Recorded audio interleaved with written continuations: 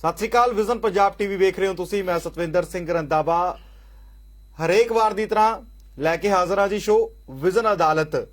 ਸੋ ਜਿਹੜੇ ਵੀ ਦਰਸ਼ਕ ਸਾਡੇ ਨਾਲ ਜੁੜ ਰਹੇ ਨੇ ਤੇ ਜੁੜਨ ਵਾਲੇ ਨੇ ਉਹਨਾਂ ਨੂੰ ਦਰਖਾਸਤ ਹੈ ਕਿ ਪੇਪਰ ਪੈਨ ਲੈ ਲੈਣ ਤੇ ਕੋਈ ਦਿੱਕਤ ਪਰੇਸ਼ਾਨੀ ਹੈ ਉਹ ਨਾਲ ਦੀ ਨਾਲ ਲਿਖੀ ਜਾਣ, ਕਿਉਂਕਿ ਤੁਹਾਡੀ ਜਿਹੜੀ ਦਿੱਕਤਾਂ ਨੇ ਪਰੇਸ਼ਾਨੀਆਂ ਨੇ ਉਹਨਾਂ ਨੂੰ ਹੱਲ ਕਰਨ ਲਈ ਸਾਡੇ ਨਾਲ ਮਸ਼ਹੂਰ ਵਕੀਲ ਸੁਨੀਲ ਮੱਲਨ ਜੀ ਬੈਠੇ ਨੇ। ਸਵਾਗਤ ਕਰ ਲੈਂਦੇ ਹਾਂ ਮੱਲਨ ਸਾਹਿਬ, ਸਵਾਗਤ ਤੁਹਾਡਾ। ਸਤਿ ਸ੍ਰੀ ਅਕਾਲ ਜੀ, ਦਰਸ਼ਕਾਂ ਨੂੰ ਵੀ ਸਤਿ ਸ੍ਰੀ ਅਕਾਲ ਜੀ। ਸੋ ਪਹਿਲਾਂ ਤਾਂ ਸਿਹਤ ਦੱਸੋ ਕਿਹੋ ਜਿਹੀ ਹੈ ਤੁਹਾਡੀ? ਸਿਹਤ ਠੀਕ ਹੈ ਜੀ। ਮੌਸਮ ਕੀ ਕਹਿ ਰਿਹਾ ਫਿਰ? ਮੌਸਮ ਥੋੜਾ ਬੇਈਮਾਨ ਹੈ। ਮੌਸਮ ਹਰੇਕ ਵਾਰੀ ਬੇਈਮਾਨ ਹੁੰਦਾ ਹੈ, ਕਦੋਂ ਜਿਹੜਾ ਮੌਸਮ ਹੈ ਉਹ ਠੀਕ ਹੋਊਗਾ? ਦੇਖੋ ਇਹ ਤੁਹਾਡੇ ਮਨ ਦੀ ਸਥਿਤੀ ਹੈ। ਉਹੀ ਮੌਸਮ, ਉਹੀ ਦਿਨ, ਉਹੀ ਸਭ ਕੁਝ ਹੁੰਦਾ। ਕਿਸੇ ਦਿਨ ਤੁਸੀਂ ਬਹੁਤ ਖੁਸ਼ ਹੁੰਦੇ ਹੋ ਤੇ ਉਹੀ ਮੌਸਮ ਚੰਗਾ ਲੱਗਦਾ ਹੈ, ਤੇ ਜਿੱਦਣ ਕਚਹਿਰੀ ਦੀ ਤਰੀਕ ਹੁੰਦੀ ਹੈ ਤੇ ਵਕੀਲ ਸਾਹਿਬ ਨੇ ਦਬਕਾ ਮਾਰਿਆ ਹੁੰਦਾ ਵੀ ਕਾਕਾ ਟਾਈਮ ਸਿਰ ਪਹੁੰਚ ਜੀ, ਤੇਰੀ ਗਵਾਹੀ ਕਰਾਉਣੀ ਹੈ, ਤੇ ਪਸੀਨੇ ਛੁੱਟ ਰਹੇ ਹੁੰਦੇ ਨੇ ਜੀ। ਯਾਰ ਕੋਈ ਕੀ ਪੁੱਛ ਲੇਗਾ ਮੈਨੂੰ, ਕ੍ਰਾਸ ਐਗਜ਼ਾਮੀਨੇਸ਼ਨ ਚ ਕੋਈ ਕੀ ਪੁੱਛ ਲੇਗਾ। ਸੋ ਬੜੇ ਟ੍ਰਿਕ ਨੇ ਕ੍ਰਾਸ ਐਗਜ਼ਾਮੀਨੇਸ਼ਨ ਦੇ ਟਾਈਮ ਤੇ ਕਿਵੇਂ ਕਿਹੜਾ ਜਵਾਬ ਦੇਣਾ ਹੈ, ਬੜਾ ਜ਼ਰੂਰੀ ਹੈ। ਸੋ ਉਹ ਨੁਕਤੇ ਵੀ ਸਿਖਾਉਂਦੇ ਅਸੀਂ ਕਲਾਇੰਟ ਨੂੰ ਵੀ ਤੁਸੀਂ ਪਤਾ ਕੀ ਆਪਣੀ ਕਿਸੇ ਵੇਲੇ ਦਿਲ 'ਚ ਗੱਲਾਂ ਰਹਿ ਜਾਂਦੀਆਂ ਜੀ, ਬਾਅਦ ਚੋਂ ਆ ਕੇ ਪਛਤਾਉਂਦਾ ਹੈ। ਤੇ ਕਿਉਂ ਨਾ ਉਹਨੂੰ ਇਹ ਪਤਾ ਹੋਵੇ ਕਿ ਉਹਦੇ ਹੱਕ ਦੂਤ ਕੀ ਨੇ, ਕਚਹਿਰੀ ਦੇ ਅੰਦਰ ਖੜ ਕੇ, ਕਟਹਿਰੇ ਦੇ ਅੰਦਰ ਖੜ ਕੇ ਕੀ ਉਹ ਬੋਲ ਸਕਦਾ। ਬਿਲਕੁਲ। ਤੇ ਜੇ ਉੱਥੇ ਬੋਲਣ ਦਾ ਵੀ ਅਧਿਕਾਰ ਨਹੀਂ, ਫਿਰ ਤੇ ਸਾਰੇ ਅਧਿਕਾਰ ਹੀ ਖੋਏ ਗਏ ਉਸ ਬੰਦੇ। ਇੱਕ ਨਾ ਸੋਸ਼ਲ ਮੀਡੀਆ ਦੇ ਉੱਤੇ ਕਾਫੀ ਕਹਿ ਦਈਏ ਟ੍ਰੈਂਡਿੰਗ ਚੀਜ਼ ਹੈ ਕਿ ਮਨ ਦੇ ਵਿੱਚ ਕੁਝ ਹੋਰ ਹੁੰਦਾ, ਮਨ ਦੇ ਵਿੱਚ ਹੈਗੀ ਹੈ ਚਲੋ ਮਰਸਡੀ ਕਾਰ ਅਸੀਂ ਸਿਰਫ ਬਿਆਨ ਕਰ ਸਕਦੇ ਹਾਂ ਮਰੂਤੀ ਕਾਰ। ਕਈ ਵਾਰ ਉਹ ਵੀ ਹੁੰਦਾ ਕਿ ਮਨ ਦੇ ਵਿੱਚ ਤਾਂ ਅਸੀਂ ਕ੍ਰੋਸ ਕੁਐਸਚਨਿੰਗ ਦੇ ਵਿੱਚ ਬਹੁਤ ਚੀਜ਼ਾਂ ਕਹਿ ਸਕਦੇ ਹਾਂ ਮਨ ਦੇ ਵਿੱਚ, ਪਰ ਸਾਨੂੰ ਨਾ ਕਈ ਵਾਰ ਵਰਡਸ ਨਹੀਂ ਮਿਲਦੇ ਹੈਗੇ, ਸ਼ਬਦ ਨਹੀਂ ਮਿਲਦੇ, ਜਾਂ ਉਹਨਾਂ ਗੱਲਾਂ ਨੂੰ ਸਮਝਾਉਣਾ ਨਹੀਂ ਆਉਂਦਾ। ਸੋ ਕਈ ਸਾਰੀਆਂ ਚੀਜ਼ਾਂ ਹੋ ਜਾਂਦੀਆਂ ਨੇ। ਸੋ ਇਹੋ ਹੀ ਚੀਜ਼ ਅਸੀਂ ਆਪਣੇ ਦਰਸ਼ਕਾਂ ਨੂੰ ਦੱਸਦੇ ਹਾਂ ਕਿ ਜਦੋਂ ਵੀ ਕਦੀ ਇਹੋ ਜਿਹਾ ਕੰਮ ਆਵੇ ਆਪਣੇ ਵਕੀਲ ਸਾਹਿਬ ਨਾਲ, ਖਾਸ ਕਰਕੇ ਜਦੋਂ ਤੁਹਾਡੀ ਚੀਫ ਜਮਾ ਕਰਾਉਣਾ ਜਾਂ ਤੁਹਾਡੀ ਕ੍ਰਾਸ ਐਗਜ਼ਾਮੀਨੇਸ਼ਨ ਹੈਗੀ ਹੈ, ਆਪਣੇ ਵਕੀਲ ਸਾਹਿਬ ਨਾਲ ਬਹਿ ਕੇ ਪੋਸੀਬਲ ਕੁਐਸਚਨਸ ਕੀ ਨਿਕਲ ਸਕਦੇ ਨੇ ਉਹਨਾਂ ਦੇ ਉੱਤੇ ਗੱਲ ਕਰਨੀ ਬਹੁਤ ਜ਼ਰੂਰੀ ਹੈ। ਕਿਉਂਕਿ ਜੇ ਤੁਸੀਂ ਉੱਥੇ ਕੁਝ ਗਲਤ ਬੋਲ ਗਏ ਔਰ ਉਹਦਾ ਕੋਈ ਬਹੁਤ ਵੱਡਾ ਨੁਕਸਾਨ ਤੁਹਾਨੂੰ ਹੋ ਸਕਦਾ ਹੈ, ਪ੍ਰੋਬਲਮ ਆ ਸਕਦੀ ਹੈ। ਸੋ ਇਹ ਚੀਜ਼ਾਂ ਨੇ ਜਿਨ੍ਹਾਂ ਨੂੰ ਧਿਆਨ 'ਚ ਰੱਖਣਾ ਬਹੁਤ ਜ਼ਰੂਰੀ ਹੈ। ਬਿਲਕੁਲ ਜੀ, ਕਿਉਂਕਿ ਅਦਾਲਤ ਦੇ ਕਟਹਿਰੇ 'ਚ ਲਾਈ ਡਿਟੈਕਟਰ ਨਹੀਂ ਹੁੰਦਾ। ਨਹੀਂ, ਉਹ ਸਰ ਜਗ੍ਹਾ ਹੀ ਇਹੋ ਜਿਹੀ ਮਤਲਬ ਪ੍ਰਭਾਵਸ਼ਾਲੀ ਹੈ। ਜਦੋਂ ਬੰਦੇ ਨੂੰ ਗਵਾਹੀ ਬਿਆਨਾਂ ਲਈ ਉਸ ਕਟਹਿਰੇ 'ਚ ਖੜਾ ਕੀਤਾ ਜਾਂਦਾ ਨਾ ਜੀ, ਤੇ ਵੱਡੇ ਵੱਡਿਆਂ ਦੀਆਂ ਲੱਤਾਂ ਕੰਬ ਜਾਂਦੀਆਂ, ਝੂਠ ਬੋਲਣ ਲੱਗਿਆ ਡਰ ਜਾਂਦੇ ਨੇ। ਹਾਂ ਕੋਈ ਪ੍ਰੋਫੈਸ਼ਨਲ ਹੈ ਤੇ ਗੱਲ ਵੱਖਰੀ ਹੈ, ਪਰ ਜਦੋਂ ਸਵਾਲ ਕਰੀਦੇ ਅੱਗੋਂ, ਸਵਾਲਾਂ 'ਚ ਕਿਤੇ ਨਾ ਕਿਤੇ ਘੇਰੇ 'ਚ ਆ ਜਾਂਦਾ ਬੰਦਾ। ਝੂਠ ਬੋਲੇਗਾ ਤੇ ਫੜਿਆ ਜਾਂਦਾ ਕਿ ਉਹਨੇ ਝੂਠ ਬੋਲਿਆ ਸੀ। ਸੋ ਮੁਸ਼ਕਿਲ ਹੈ ਕਟਹਿਰੇ 'ਚ ਖੜ ਕੇ ਝੂਠ ਬੋਲਣਾ, ਪਰ ਜਿਹੜੇ ਲੋਕ ਬੋਲ ਦਿੰਦੇ ਨੇ ਬਾਅਦ 'ਚ ਫਸ ਜਾਂਦੇ ਨੇ, ਮਹਿੰਗਾ ਪੈ ਜਾਂਦਾ ਉਹਨਾਂ ਨੂੰ। ਬਿਲਕੁਲ ਜੀ। ਸੋ ਅਦਾਲਤ ਨਾਲ ਕਦੀ ਝੂਠ ਨਾ ਬੋਲੋ, ਸੱਚ ਦੱਸੋ। ਦੇਖੋ ਇੱਕ ਗੱਲ ਬੜੀ ਮਤਲਬ ਮੈਂ ਟ੍ਰਿਕੀ ਜੀ ਕਹੂੰਗਾ, ਮੈਂ ਸ਼ਰੇਆਮ ਕਿਹਾ ਵੀ ਝੂਠ ਨਾ ਬੋਲੋ, ਪਰ ਜਿੱਥੇ ਕਿਤੇ ਲੋੜ ਪਵੇ ਸੱਚ ਛੁਪਾਉਣ ਦੀ, ਉੱਥੇ ਤੁਸੀਂ ਚੁੱਪ ਵੀ ਰਹਿ ਸਕਦੇ ਹੋ। ਝੂਠ ਨਹੀਂ ਬੋਲਣਾ ਤੇ ਲੋੜ ਪੈਣ ਤੇ ਸੱਚ ਛੁਪਾ ਸਕਦੇ ਹੋ। ਚਲੋ ਬਹੁਤ ਚੀਜ਼ਾਂ ਨੇ। ਸੋ ਅੱਜ ਫਿਰ ਮੁੱਦਾ ਕਿਹੜਾ ਛੇੜੀਏ? ਮੁੱਦੇ ਕਹਿੰਦੇ ਦੁਨੀਆ ਦੇ ਵਿੱਚ ਬਹੁਤ ਹੋਈ ਜਾਂਦੇ ਨੇ। ਕਦੇ ਕਹਿੰਦੇ ਕਬੂਤਰਬਾਜ਼ ਲਾੜੇ ਲਾੜੀਆਂ ਦੀ ਗੱਲ ਕਰ ਲਈ ਹੈ ਮੱਲਨ ਸਾਹਿਬ ਨੇ, ਕਦੇ ਅਸੀਂ ਅਸਲੇ ਦੀ ਵੀ ਗੱਲ ਕੀਤੀ ਸੀ ਪਿਛਲੇ ਸ਼ੋਅ ਦੇ ਵਿੱਚ ਜੀ। ਤੇ ਕਿਹੜੀ ਗੱਲ ਕੰਟੀਨਿਊ ਕਰੀਏ? ਕਿਉਂਕਿ ਜ਼ਮੀਨਾਂ ਦਾ ਮਸਲਾ ਵੀ ਬਹੁਤ ਭਖਿਆ ਹੋਇਆ ਹੈ, ਐਨਆਰਆਈ ਭਰਾਵਾਂ ਦੀ ਜ਼ਮੀਨਾਂ ਦਾ ਮਸਲਾ। ਕਈ ਵਾਰ ਐਨਆਰਆਈ ਭਰਾ ਬਾਹਰ ਚਲ ਜਾਂਦੇ ਨੇ, ਉਹਨਾਂ ਨੂੰ ਪਤਾ ਨਹੀਂ ਹੁੰਦਾ ਰੱਖ ਰਖਾ ਕਿਸ ਤਰ੍ਹਾਂ ਕਰਨਾ ਹੈ। ਬਾਅਦ ਦੇ ਵਿੱਚ ਪਤਾ ਲੱਗਦਾ ਹੈ ਕਿ ਜ਼ਮੀਨ ਤੇ ਕਬਜ਼ਾ ਹੋ ਗਿਆ, ਜਾਂ ਫਿਰ ਆਪਣੇ ਰਿਸ਼ਤੇਦਾਰਾਂ ਵੱਲੋਂ ਹੀ ਜ਼ਮੀਨ ਨਹੀਂ ਛੱਡੀ ਜਾਂਦੀ। ਉਹ ਵੀ ਬੜਾ ਵੱਡਾ ਮਸਲਾ ਹੈ। ਸੋ ਕਹਿ ਦਈਏ ਕਿ ਕੁੱਲ ਮਿਲਾ ਕੇ ਮਸਲੇ ਬਹੁਤ ਨੇ। ਅੱਜ ਫਿਰ ਚਰਚਾ ਕੀ ਤੇ ਕਰੀ ਜਾਵੇ? ਨਹੀਂ, ਅੱਜ ਚਰਚਾ ਸਾਰੀਆਂ ਗੱਲਾਂ ਤੇ ਆਪਾਂ ਕਰਦੇ ਹਾਂ ਜਿਵੇਂ ਪਹਿਲਾਂ ਕਰਦੇ ਹਾਂ, ਤੇ ਦਰਸ਼ਕਾਂ ਨੂੰ ਵੀ ਦੱਸ ਦਿਓ ਕਿ ਪ੍ਰੋਗਰਾਮ ਉਹ ਲਾਈਵ ਦੇਖ ਰਹੇ ਨੇ ਤੇ ਸਿੱਧਾ ਸਵਾਲ ਪੁੱਛ ਸਕਦੇ ਨੇ। ਫਲੈਸ਼ ਕਿਤੇ ਤੁਸੀਂ ਦੱਸਤਾ ਦਰਸ਼ਕਾਂ ਨੂੰ ਫੇਸਬੁੱਕ ਦੇ ਮਾਧਿਅਮ ਰਾਹੀਂ, YouTube ਦੇ ਮਾਧਿਅਮ ਰਾਹੀਂ ਤੁਸੀਂ ਵਿਜ਼ਨ ਅਦਾਲਤ ਦਾ ਇਹ ਪ੍ਰੋਗਰਾਮ ਵੇਖ ਰਹੇ ਹੋ। ਨਾਲ ਦੀ ਨਾਲ ਇੱਕ ਨੰਬਰ ਫਲੈਸ਼ ਹੋ ਰਿਹਾ ਹੋਣਾ ਤੁਹਾਡੀ ਟੀਵੀ ਸਕਰੀਨ ਦੇ ਉੱਤੇ, ਉਸ ਨੰਬਰ ਨੂੰ ਡਾਇਲ ਕਰਕੇ ਤੁਸੀਂ ਲਾਈਵ ਸ਼ੋਅ ਦੇ ਵਿੱਚ ਸਾਡੇ ਨਾਲ ਗੱਲਬਾਤ ਕਰ ਸਕਦੇ ਹੋ, ਆਪਣੀ ਗੱਲ ਰੱਖ ਸਕਦੇ ਹੋ। ਕਈ ਵਾਰ ਹੁੰਦਾ ਹੈ ਕਈ ਵੀਰ ਭਰਾ ਆਪਣੀ ਆਇਡੈਂਟੀਟੀ ਨਹੀਂ ਦੱਸਣਾ ਚਾਹੁੰਦੇ। ਬੇਸ਼ੱਕ ਆਪਣੀ ਆਇਡੈਂਟੀਟੀ ਨਾ ਦੱਸੀ ਜਾਵੇ, ਉਹ ਗੁਪਤ ਰੱਖੀ ਜਾ ਸਕਦੀ ਹੈ, ਪਰ ਜਿਹੜਾ ਸਵਾਲ ਹੈ ਸਵਾਲ ਤੁਸੀਂ ਸਾਡੇ ਨਾਲ ਸਾਂਝਾ ਕਰ ਸਕਦੇ ਹੋ, ਤਾਂ ਕਿ ਤੁਹਾਡਾ ਇੱਕ ਸਵਾਲ ਕਈਆਂ ਦੇ ਕਹਿ ਦਈਏ ਕਿ ਪਰੇਸ਼ਾਨੀਆਂ ਨੇ ਉਹ ਹੱਲ ਹੋ ਸਕਦੀਆਂ ਨੇ ਉਸ ਇੱਕ ਸਵਾਲ ਦੇ ਨਾਲ, ਕਿਉਂਕਿ ਮੁੱਦੇ ਮਸਲੇ ਬਹੁਤ ਹੁੰਦੇ ਨੇ। ਅਸੀਂ 1 ਘੰਟਾ ਸਾਡੇ ਕੋਲ ਸਮਾਂ ਮਿਲਦਾ, ਉਸ ਘੰਟੇ ਦੇ ਵਿੱਚ ਅਸੀਂ ਆਪਣੇ ਸਾਰੇ ਮੁੱਦੇ ਕਵਰ ਕਰਨੇ ਹੁੰਦੇ ਨੇ, ਤੇ ਮੁੱਦੇ ਕਵਰ ਕਰਦਿਆਂ ਕਈ ਵਾਰ ਤੁਹਾਨੂੰ ਵੀ ਹੈਲਪ ਹੁੰਦੀ ਹੈ ਕਿ ਕਈ ਵਾਰ ਤੁਸੀਂ ਉਲਝਣ ਦੇ ਵਿੱਚ ਪਏ ਹੁੰਦੇ ਹੋ, ਜ਼ਿੰਦਗੀਆਂ ਦੇ ਰੁਝੇਵਿਆਂ ਦੇ ਵਿੱਚ ਪਏ ਹੁੰਦੇ ਹੋ, ਤੁਹਾਨੂੰ ਪਤਾ ਨਹੀਂ ਲੱਗਦਾ ਕਿ ਅਸਲ ਕਾਰਵਾਈ ਕੀ ਕਰਨੀ ਹੈ। ਸੋ ਕਾਰਵਾਈ ਦੱਸਣ ਲਈ ਮੱਲਨ ਸਾਹਿਬ ਬੈਠੇ ਨੇ, ਮਸ਼ਹੂਰ ਵਕੀਲ ਨੇ। ਨਾਲ ਦੀ ਨਾਲ ਜੇਕਰ ਕਿਸੇ ਨੂੰ ਥੋੜਾ ਸ਼ੱਕ ਹੋਵੇ ਉਹ ਸਿੱਧੂ ਮੂਸੇਵਾਲੇ ਨੂੰ ਕਾਲ ਕਰਕੇ ਪੁੱਛ ਸਕਦਾ। ਉਹ ਤਾਂ ਡਰ ਗਿਆ। ਅੱਛਾ, ਹਾਂ, ਸਿੱਧੂ ਮੂਸੇਵਾਲਾ ਤੇ ਡਰ ਗਿਆ ਕਿ 29 ਤਰੀਕ ਸੀ ਤੇ 29 ਤਰੀਕ ਵਾਲੇ ਦਿਨ ਵੀ ਉਹ ਨਹੀਂ ਆਇਆ। ਬਸ ਮੇਰੇ ਖਿਆਲ ਅੱਜ ਆਰਡਰ ਆ ਜਾਣਗੇ। ਅਸੀਂ ਰਿਕੁਐਸਟ ਕੀਤੀ ਕਿ ਉਹਨੂੰ ਐਕਸ ਪਾਰਟੀ ਕਰਤਾ ਜਾਵੇ, ਮਤਲਬ ਇੱਕ ਤਰਫਾ ਸੁਣਵਾਈ ਸੁਣੀ ਜਾਵੇ, ਔਰ ਜਿਹੜੇ ਬੰਦੇ ਅਪੀਅਰ ਹੋ ਗਏ ਨੇ ਉਹਨਾਂ ਦੀ ਨਾਲ ਸੁਣਵਾਈ ਹੋ ਜਾਏਗੀ। ਸੋ ਰਿਜ਼ਲਟ ਆ ਜਾਏਗਾ ਜੀ, ਕੀ ਕਹਿੰਦੇ ਨੇ ਅੱਗੋਂ ਕਾਰਵਾਈ ਚੱਲ ਪਏਗੀ। ਸੋ ਦੇਖੋ ਕੀ ਬਣਦਾ। ਇਹ ਤਾਂ ਹੋਰ ਆ ਗਿਆ। ਹਾਂਜੀ, ਉਹਦੇ ਤੇ ਵੀ ਆਪਾਂ ਕ੍ਰਿਮੀਨਲ ਐਕਸ਼ਨ ਲੈਣ ਲੱਗੇ ਆ ਜੀ। ਔਰ ਇਸ ਤੋਂ ਪਹਿਲਾਂ ਵੀ ਇੱਕ ਹੋਰ ਗੀਤ ਕੱਲ ਮੇਰੇ ਸਾਹਮਣੇ ਆਇਆ ਜਿਹਦੇ ਚ ਉਹਨੇ ਬੜੇ ਗੰਦੇ ਸ਼ਬਦਾਵਲੀ ਉੱਥੇ ਵੀ ਇਸਤੇਮਾਲ ਕੀਤੀ ਹੈ, ਤੇ ਮਤਲਬ ਕਰਦੇ ਆ ਇਹਨਾਂ ਦਾ ਫਿਲਟਰ ਹੁਣ। ਮਤਲਬ ਕਰਨਾ ਪੈਣਾ, ਮਿਹਨਤ ਕਰਨੀ ਪੈਣੀ ਹੈ। ਸੋ ਇਹਨਾਂ ਦੇ ਪਿੱਛੇ ਪੈਰਵਾਈ ਕਰਦੇ ਆ। ਨਹੀਂ, ਇੱਕ ਹੋਰ ਮੈਂ ਚਲੋ ਇਹ ਵੀ ਗੱਲ ਸਾਂਝੀ ਕਰਨਾ ਚਾਹੁੰਦਾ, ਕਿਉਂਕਿ ਗੀਤਕਾਰਾਂ ਦੀ ਗੱਲ ਚੱਲੀ ਹੈ। ਸੂਬੇ ਦੀ ਗੀਤ ਜਿਹੜੀ ਸਿੰਗਿੰਗ ਇੰਡਸਟਰੀ ਹੈ ਉਹਦਾ ਨਿਗਾਰ ਵੱਲ ਨੂੰ ਜਾ ਰਹੀ ਹੈ, ਜਿਸ ਹਿਸਾਬ ਨਾਲ ਗੀਤ ਆ ਰਹੇ ਨੇ ਬਾਹਰ। ਕਿਉਂਕਿ ਇੱਕ ਗੀਤਕਾਰ, ਇੱਕ ਸਿੰਗਰ ਏਦਾਂ ਦਾ ਵੀ ਹੈ ਜਿਸ ਨੂੰ ਇੱਕ ਗੈਂਗਸਟਰ ਗਰੁੱਪ ਵੱਲੋਂ ਧਮਕੀ ਮਿਲੀ ਹੋਈ ਹੈ। ਫਿਰ ਮੇਰੇ ਜ਼ਿਹਨ ਦੇ ਵਿੱਚ ਆਉਂਦਾ, ਜੋ ਤੁਸੀਂ ਬੀਜੋਗੇ ਉਹੀ ਤੁਸੀਂ ਵੱਢੋਗੇ। ਪਹਿਲਾਂ ਤੁਸੀਂ ਰਿਵਾਲਵਰਸ ਨੂੰ, ਬਦਮਾਸ਼ੀ ਨੂੰ, ਇਹ ਜਿਹੜਾ ਕਲਚਰ ਹੈ ਉਸ ਨੂੰ ਤੁਸੀਂ ਪਹਿਲਾਂ ਬੜਾਵਾ ਦਿੰਦੇ ਹੋ। ਬਾਅਦ ਦੇ ਵਿੱਚ ਜਦ ਤੁਹਾਨੂੰ ਧਮਕੀਆਂ ਆਉਂਦੀਆਂ ਨੇ ਫਿਰ ਤੁਸੀਂ ਪੁਲਿਸ ਤੋਂ ਸਿਕਿਉਰਿਟੀ ਭਾਲਦੇ ਫਿਰਦੇ ਹੋ। ਬਿਲਕੁਲ, ਹਰਕਤਾਂ ਆਪ ਕਰਦੇ ਨੇ ਔਰ ਮਤਲਬ ਫਿਰ ਉਸ ਤੋਂ ਬਾਅਦ ਉਹਦੇ ਕੋਲ ਸਾਂਭਿਆ ਵੀ ਨਹੀਂ ਜਾਂਦਾ। ਸੋ ਗਲੋਰੀਫਾਈ ਕਰਨ ਲਈ ਮਾਨਯੋਗ ਹਾਈ ਕੋਰਟ ਨੇ ਵੀ ਕਿਹਾ ਵੀ ਆਪਣੇ ਆਪ ਨੂੰ ਗਲੋਰੀਫਾਈ ਕਰਨ ਲਈ ਜਿਹੜੇ ਵੀ ਐਕਟ ਕਰਦੇ ਨੇ ਉਸ ਐਕਟ ਦੇ ਉੱਪਰ ਰੋਕ ਲਾਈ ਜਾਵੇ, ਉਹਦੇ ਤੇ ਸੈਂਸਰ ਕੀਤਾ ਜਾਵੇ ਉਹਨੂੰ। ਔਰ ਇਹ ਲੋਕ ਮੁਸ਼ਕਲਾਂ ਵਧਣਗੀਆਂ ਇਹਨਾਂ ਦੀਆਂ। ਅੱਜ ਇੱਕ ਸੁਨੀਲ ਮੱਲਨ ਜਾਗਿਆ, ਕੱਲ ਪਰਸੋਂ ਦਾ ਕੁਝ ਹੋਰ ਜਾਗ ਜਾਣਗੇ, ਔਰ ਕੁਛ ਨਾ ਕੁਛ ਤੇ ਹੋਏਗਾ। ਔਰ ਜਦੋਂ ਹੋਏਗਾ ਤੇ ਫਿਰ ਭੱਜਣਗੇ, ਫਿਰ ਬਦਲਾਅ ਹੋਏਗਾ। ਕਿਉਂਕਿ ਦਰਅਸਲ ਦੇਖੋ ਪਤਾ ਕੀ ਭਾਜੀ, ਸੁਸਾਇਟੀ ਨਾ ਇੱਕ ਬੜੀ ਵੱਡੀ ਚੀਜ਼ ਹੈ। ਮੈਂ ਬਾਰ-ਬਾਰ ਕਹਿੰਦਾ, ਖੋਤਾ ਜਿਹੜਾ ਹੁੰਦਾ ਨਾ ਉਹਨੂੰ ਬਾਰ-ਬਾਰ ਡੰਡਾ ਮਾਰਨਾ ਪੈਂਦਾ, ਸਮਝਾਉਣਾ ਪੈਂਦਾ, ਐਨ ਉਤਰ। ਸੈਂਸੀਬਲ ਬੰਦਾ ਘਰੋਂ ਹੀ ਠੀਕ ਤੁਰਦਾ। ਇਹ ਬੜਾ ਵੱਡਾ ਫਰਕ ਹੈ। ਹੁਣ ਇਹਨਾਂ ਗਾਇਕਾਂ ਨੂੰ ਜਾਂ ਜਿਹੜੇ ਸੋ ਕਾਲਡ ਹੈ ਛੋਟੇ-ਮੋਟੇ ਜਿਹੇ ਹੈਗੇ ਨੇ, ਇਹਨਾਂ ਲੋਕਾਂ ਨੂੰ ਲੱਗਦਾ ਕਿ ਬਸ ਅਸੀਂ ਗਾਣਾ ਗਾ ਲਿਆ, 5-7 ਕਰੋੜ ਵਿਊ ਆ ਗਏ, ਬੱਲੇ-ਬੱਲੇ ਹੋ ਗਈ। ਬਟ ਇਹ ਨਹੀਂ ਸੋਚਦੇ ਕਿ ਅਸੀਂ ਸੁਸਾਇਟੀ ਨੂੰ ਕੀ ਇੰਪੈਕਟ ਦੇ ਰਹੇ ਹਾਂ। ਪੁਰਾਣੇ ਗਾਇਕ ਜਾਂ ਚੰਗੇ ਗਾਇਕ ਅੱਜ ਵੀ ਇਹ ਦੇਖਦੇ ਸੀ ਕਿ ਸਾਡਾ ਇੰਪੈਕਟ ਕੀ ਆਏਗਾ ਸੁਸਾਇਟੀ ਤੇ। ਫਿਲਮਾਂ ਉਸ ਹਿਸਾਬ ਦੀਆਂ ਬਣਦੀਆਂ ਸੀ, ਕਿਉਂਕਿ ਫਿਲਮਾਂ ਜਾਂ ਇਹ ਚੀਜ਼ ਜਿਹੜੀ ਹੈ ਨਾ, ਇਹ ਡ੍ਰੀਮ ਵਰਲਡਸ ਨੇ, ਸੁਪਨਿਆਂ ਦੀ ਦੁਨੀਆ ਹੁੰਦੀ ਹੈ। ਪਰ ਉਹਨਾਂ ਸੁਪਨਿਆਂ ਦੀ ਦੁਨੀਆ 'ਚ ਵੀ ਅਸੀਂ ਉਹ ਚੀਜ਼ ਸ਼ੋਅ ਕਰੀਏ ਜਿਹਦੇ ਨਾਲ ਸੁਸਾਇਟੀ ਨੂੰ ਚੰਗਾ ਮੈਸੇਜ ਮਿਲੇ। ਬੇਰੁਜ਼ਗਾਰੀ ਵੱਧ ਰਹੀ ਹੈ, ਸਬਰ ਖਤਮ ਹੋ ਰਿਹਾ ਲੋਕਾਂ 'ਚ। ਹਲਕੀ ਜੀ ਗੱਲ ਤੇ ਮਤਲਬ ਨਿੱਕੀ ਜੀ ਗੱਡੀ ਸੜਕ ਤੇ ਲਾਓ, ਪਾਰਕਿੰਗ ਦੀ ਦਿੱਕਤ ਹੈ, 2 ਹਾਰਨ ਮਾਰੋ, ਅਗਲਾ ਰਿਵਾਲਵਰ ਚੁੱਕ ਕੇ ਲੈ ਜਾਂਦਾ। ਦੇਖੋ ਇਹ ਕਿਤੇ ਨਾ ਕਿਤੇ ਇੰਪੈਕਟ ਕਰਦੀਆਂ ਚੀਜ਼ਾਂ। ਪਰ ਇੱਕ ਗੱਲ ਇਹ ਵੀ ਹੈ, ਇਹ ਸਾਫ਼ ਤੌਰ ਦੇ ਉੱਤੇ ਗੱਲ ਅਸੀਂ ਵੀ ਸਾਫ਼ ਕਰ ਦੇਣਾ ਚਾਹੁੰਦੇ ਆ, ਭਾਵੇਂ ਕੋਈ ਵੀ ਗੀਤਕਾਰ ਹੈ, ਦੇਖੋ ਜੀ ਅਸੀਂ ਨਾਂ ਨਹੀਂ ਲੈਂਦੇ ਹੈਗੇ, ਪਰ ਸਾਡੀ ਕੋਈ ਨਿੱਜੀ ਦੁਸ਼ਮਣੀ ਨਹੀਂ ਹੈਗੀ ਉਸਦੇ ਨਾਲ। ਪਹਿਲੀ ਗੱਲ ਹੈ, ਇਹ ਪਹਿਲਾ ਪੁਆਇੰਟ ਸਾਫ਼ ਹੋ ਜਾਣਾ ਚਾਹੀਦਾ। ਅੰਡਰਸਟੂਡ ਹੈ ਜੀ, ਇਹ ਸਾਡੀ ਕੋਈ ਨਿੱਜੀ ਦੁਸ਼ਮਣੀ ਨਹੀਂ ਹੈਗੀ। ਇਹ ਵਾਟਰ ਨਹੀਂ ਮੰਨਣੀ ਉਹਦੇ ਨਾਲ। ਹਾਂ, ਨਹੀਂ ਕਈ ਵਾਰ ਕੀ ਹੁੰਦਾ ਕਿ ਜਿਹੜੇ ਦਰਸ਼ਕ ਵੇਖਦੇ ਨੇ ਉਹਨਾਂ ਦੇ ਜ਼ਿਹਨ ਦੇ ਵਿੱਚ ਆਉਂਦਾ ਕਿ ਇਹ ਇੱਕੋ ਬੰਦੇ ਦੇ ਪਿੱਛੇ ਪਏ ਹੋਏ ਨੇ, ਜਾਂ ਫਿਰ ਇਹ ਇੱਕੋ ਬੰਦੇ ਦੀ ਗੱਲ ਕਰੀ ਜਾਂਦੇ ਨੇ, ਜਾਂ ਫਿਰ ਉਹਨਾਂ ਲੋਕਾਂ ਦੀ ਗੱਲ ਕਰਦੇ ਆ, ਉਹਨਾਂ ਗੀਤਕਾਰਾਂ ਦੀ ਗੱਲ ਕਰਦੇ ਆ ਜਿਹੜੇ ਗਨ ਕਲਚਰ ਨੂੰ ਪ੍ਰਮੋਟ ਕਰਦੇ ਨੇ। ਸੋ ਕੋਸ਼ਿਸ਼ ਇਹੀ ਹੈ ਕਿ ਪੰਜਾਬ ਨੂੰ ਰੰਗਲਾ ਪੰਜਾਬ ਬਣਾਉਣਾ ਹੈ, ਜਿਸ ਹਿਸਾਬ ਨਾਲ ਸੂਬੇ ਦੇ ਮੁੱਖ ਮੰਤਰੀ ਸਾਹਿਬ ਨੇ ਕਿਹਾ ਕਿ ਸੂਬੇ ਦੀ ਜਿਹੜੀ ਨੁਹਾਰ ਹੈ ਉਹ ਬਦਲਣੀ ਹੈ। ਸੋ ਨੁਹਾਰ ਤਾਂ ਬਦਲਾਂਗੇ, ਨਾਲ ਦੀ ਨਾਲ ਕਈ ਚੰਗੀਆਂ ਗੱਲਾਂ ਵੀ ਤੁਹਾਡੇ ਨਾਲ ਸਾਂਝੀਆਂ ਕਰਾਂਗੇ। ਸੋ ਮੱਲਨ ਸਾਹਿਬ, ਫਿਰ ਸ਼ੁਰੂਆਤ ਕਿਹਦੇ ਨਾਲ ਕਰੀਏ ਅੱਜ? ਸ਼ੁਰੂਆਤ ਆਪਾਂ ਪ੍ਰਾਪਰਟੀ ਦੇ ਮੁੱਦਿਆਂ ਤੇ ਹੀ ਕਰਦੇ ਹਾਂ, ਜਿਹੜੇ ਸਭ ਤੋਂ ਜ਼ਿਆਦਾ ਨੇ।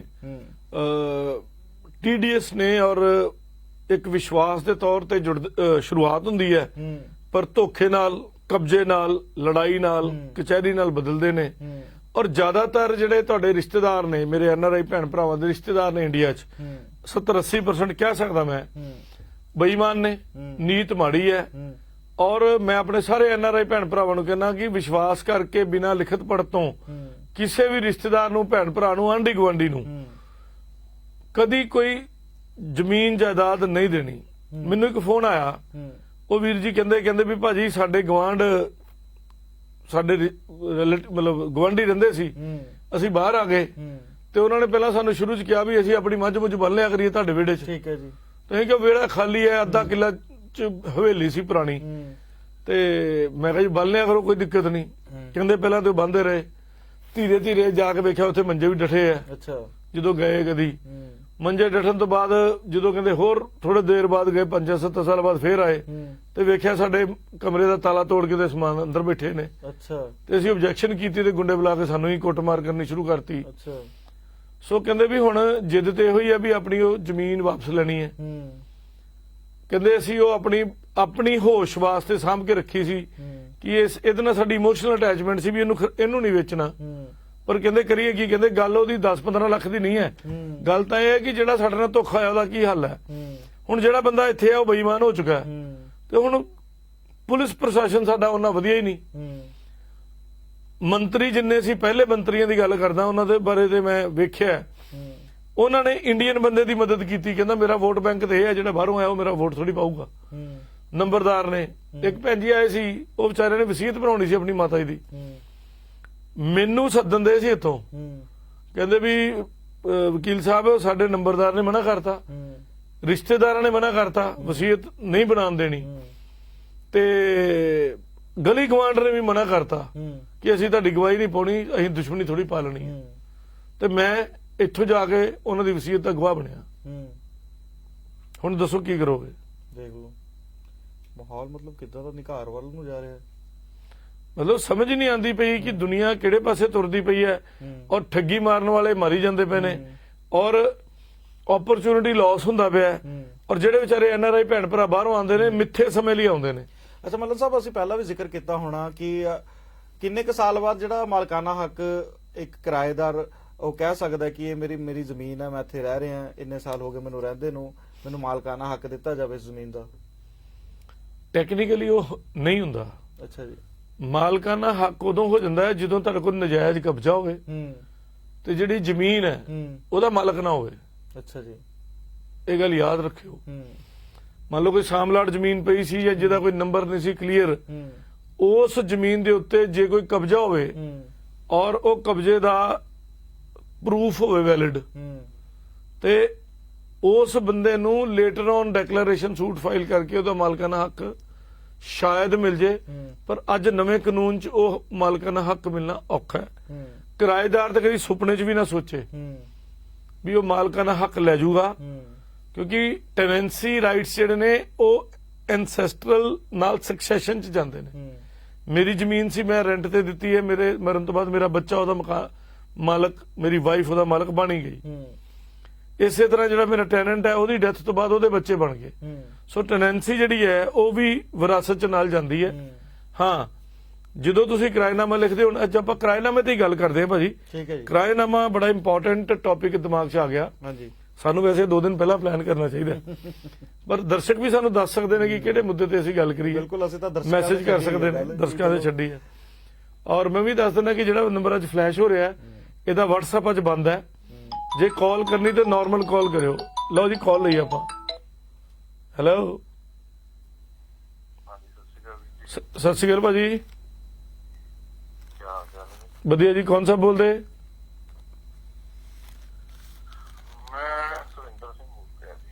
ਜੀ ਲਾਈਵ ਸ਼ੋਅ 'ਚ ਕਾਲ ਕੀਤੀ ਵੀਰ ਜੀ, ਸਵਾਗਤ ਹੈ। ਦੱਸੋ ਕੀ ਸਵਾਲ ਹੈ?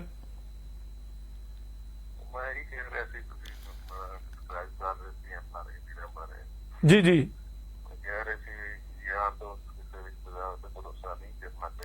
ਜੀ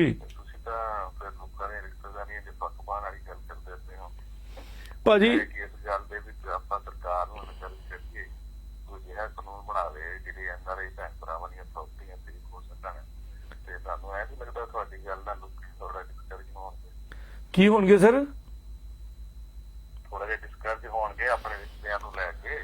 ਨਹੀਂ ਭਾਜੀ, ਸੱਚਾਈ ਦੇਖੋ, ਮੈਂ ਅੱਜ ਵੀ ਕਹਿੰਦਾ 80% ਰਿਸ਼ਤਿਆਂ 'ਚ ਫਿੱਕ ਪੈ ਚੁੱਕੀ ਹੈ, 80% ਲੋਕ ਬੇਈਮਾਨ ਹੋ ਚੁੱਕੇ ਆ। ਮੈਂ ਕਲੀਅਰ ਕਹਿ ਰਿਹਾ, ਔਰ ਇਹੋ ਜਿਹੀ ਬੇਈਮਾਨੀਆਂ ਮੈਂ ਵੇਖੀਆਂ ਕਿ ਮੈਂ ਸੋਚ ਵੀ ਨਹੀਂ ਸਕਦਾ ਕਿ ਕਿੰਨਾ ਜ਼ਿਆਦਾ ਨੀਤ ਖਰਾਬ ਕਰ ਚੁੱਕੇ ਨੇ ਲੋਕ। ਸਕੇ ਭੈਣ ਭਰਾਵਾਂ ਦੀ ਵੀ ਗੱਲ ਕਰਦਾ ਮੈਂ, ਔਰ ਜਿੰਨੇ ਮੇਰੇ ਕੋਲ ਮੁੱਦੇ ਨੇ ਅੱਖਾਂ 'ਚੋਂ ਲਹੂ ਆਉਂਦਾ ਹੈ।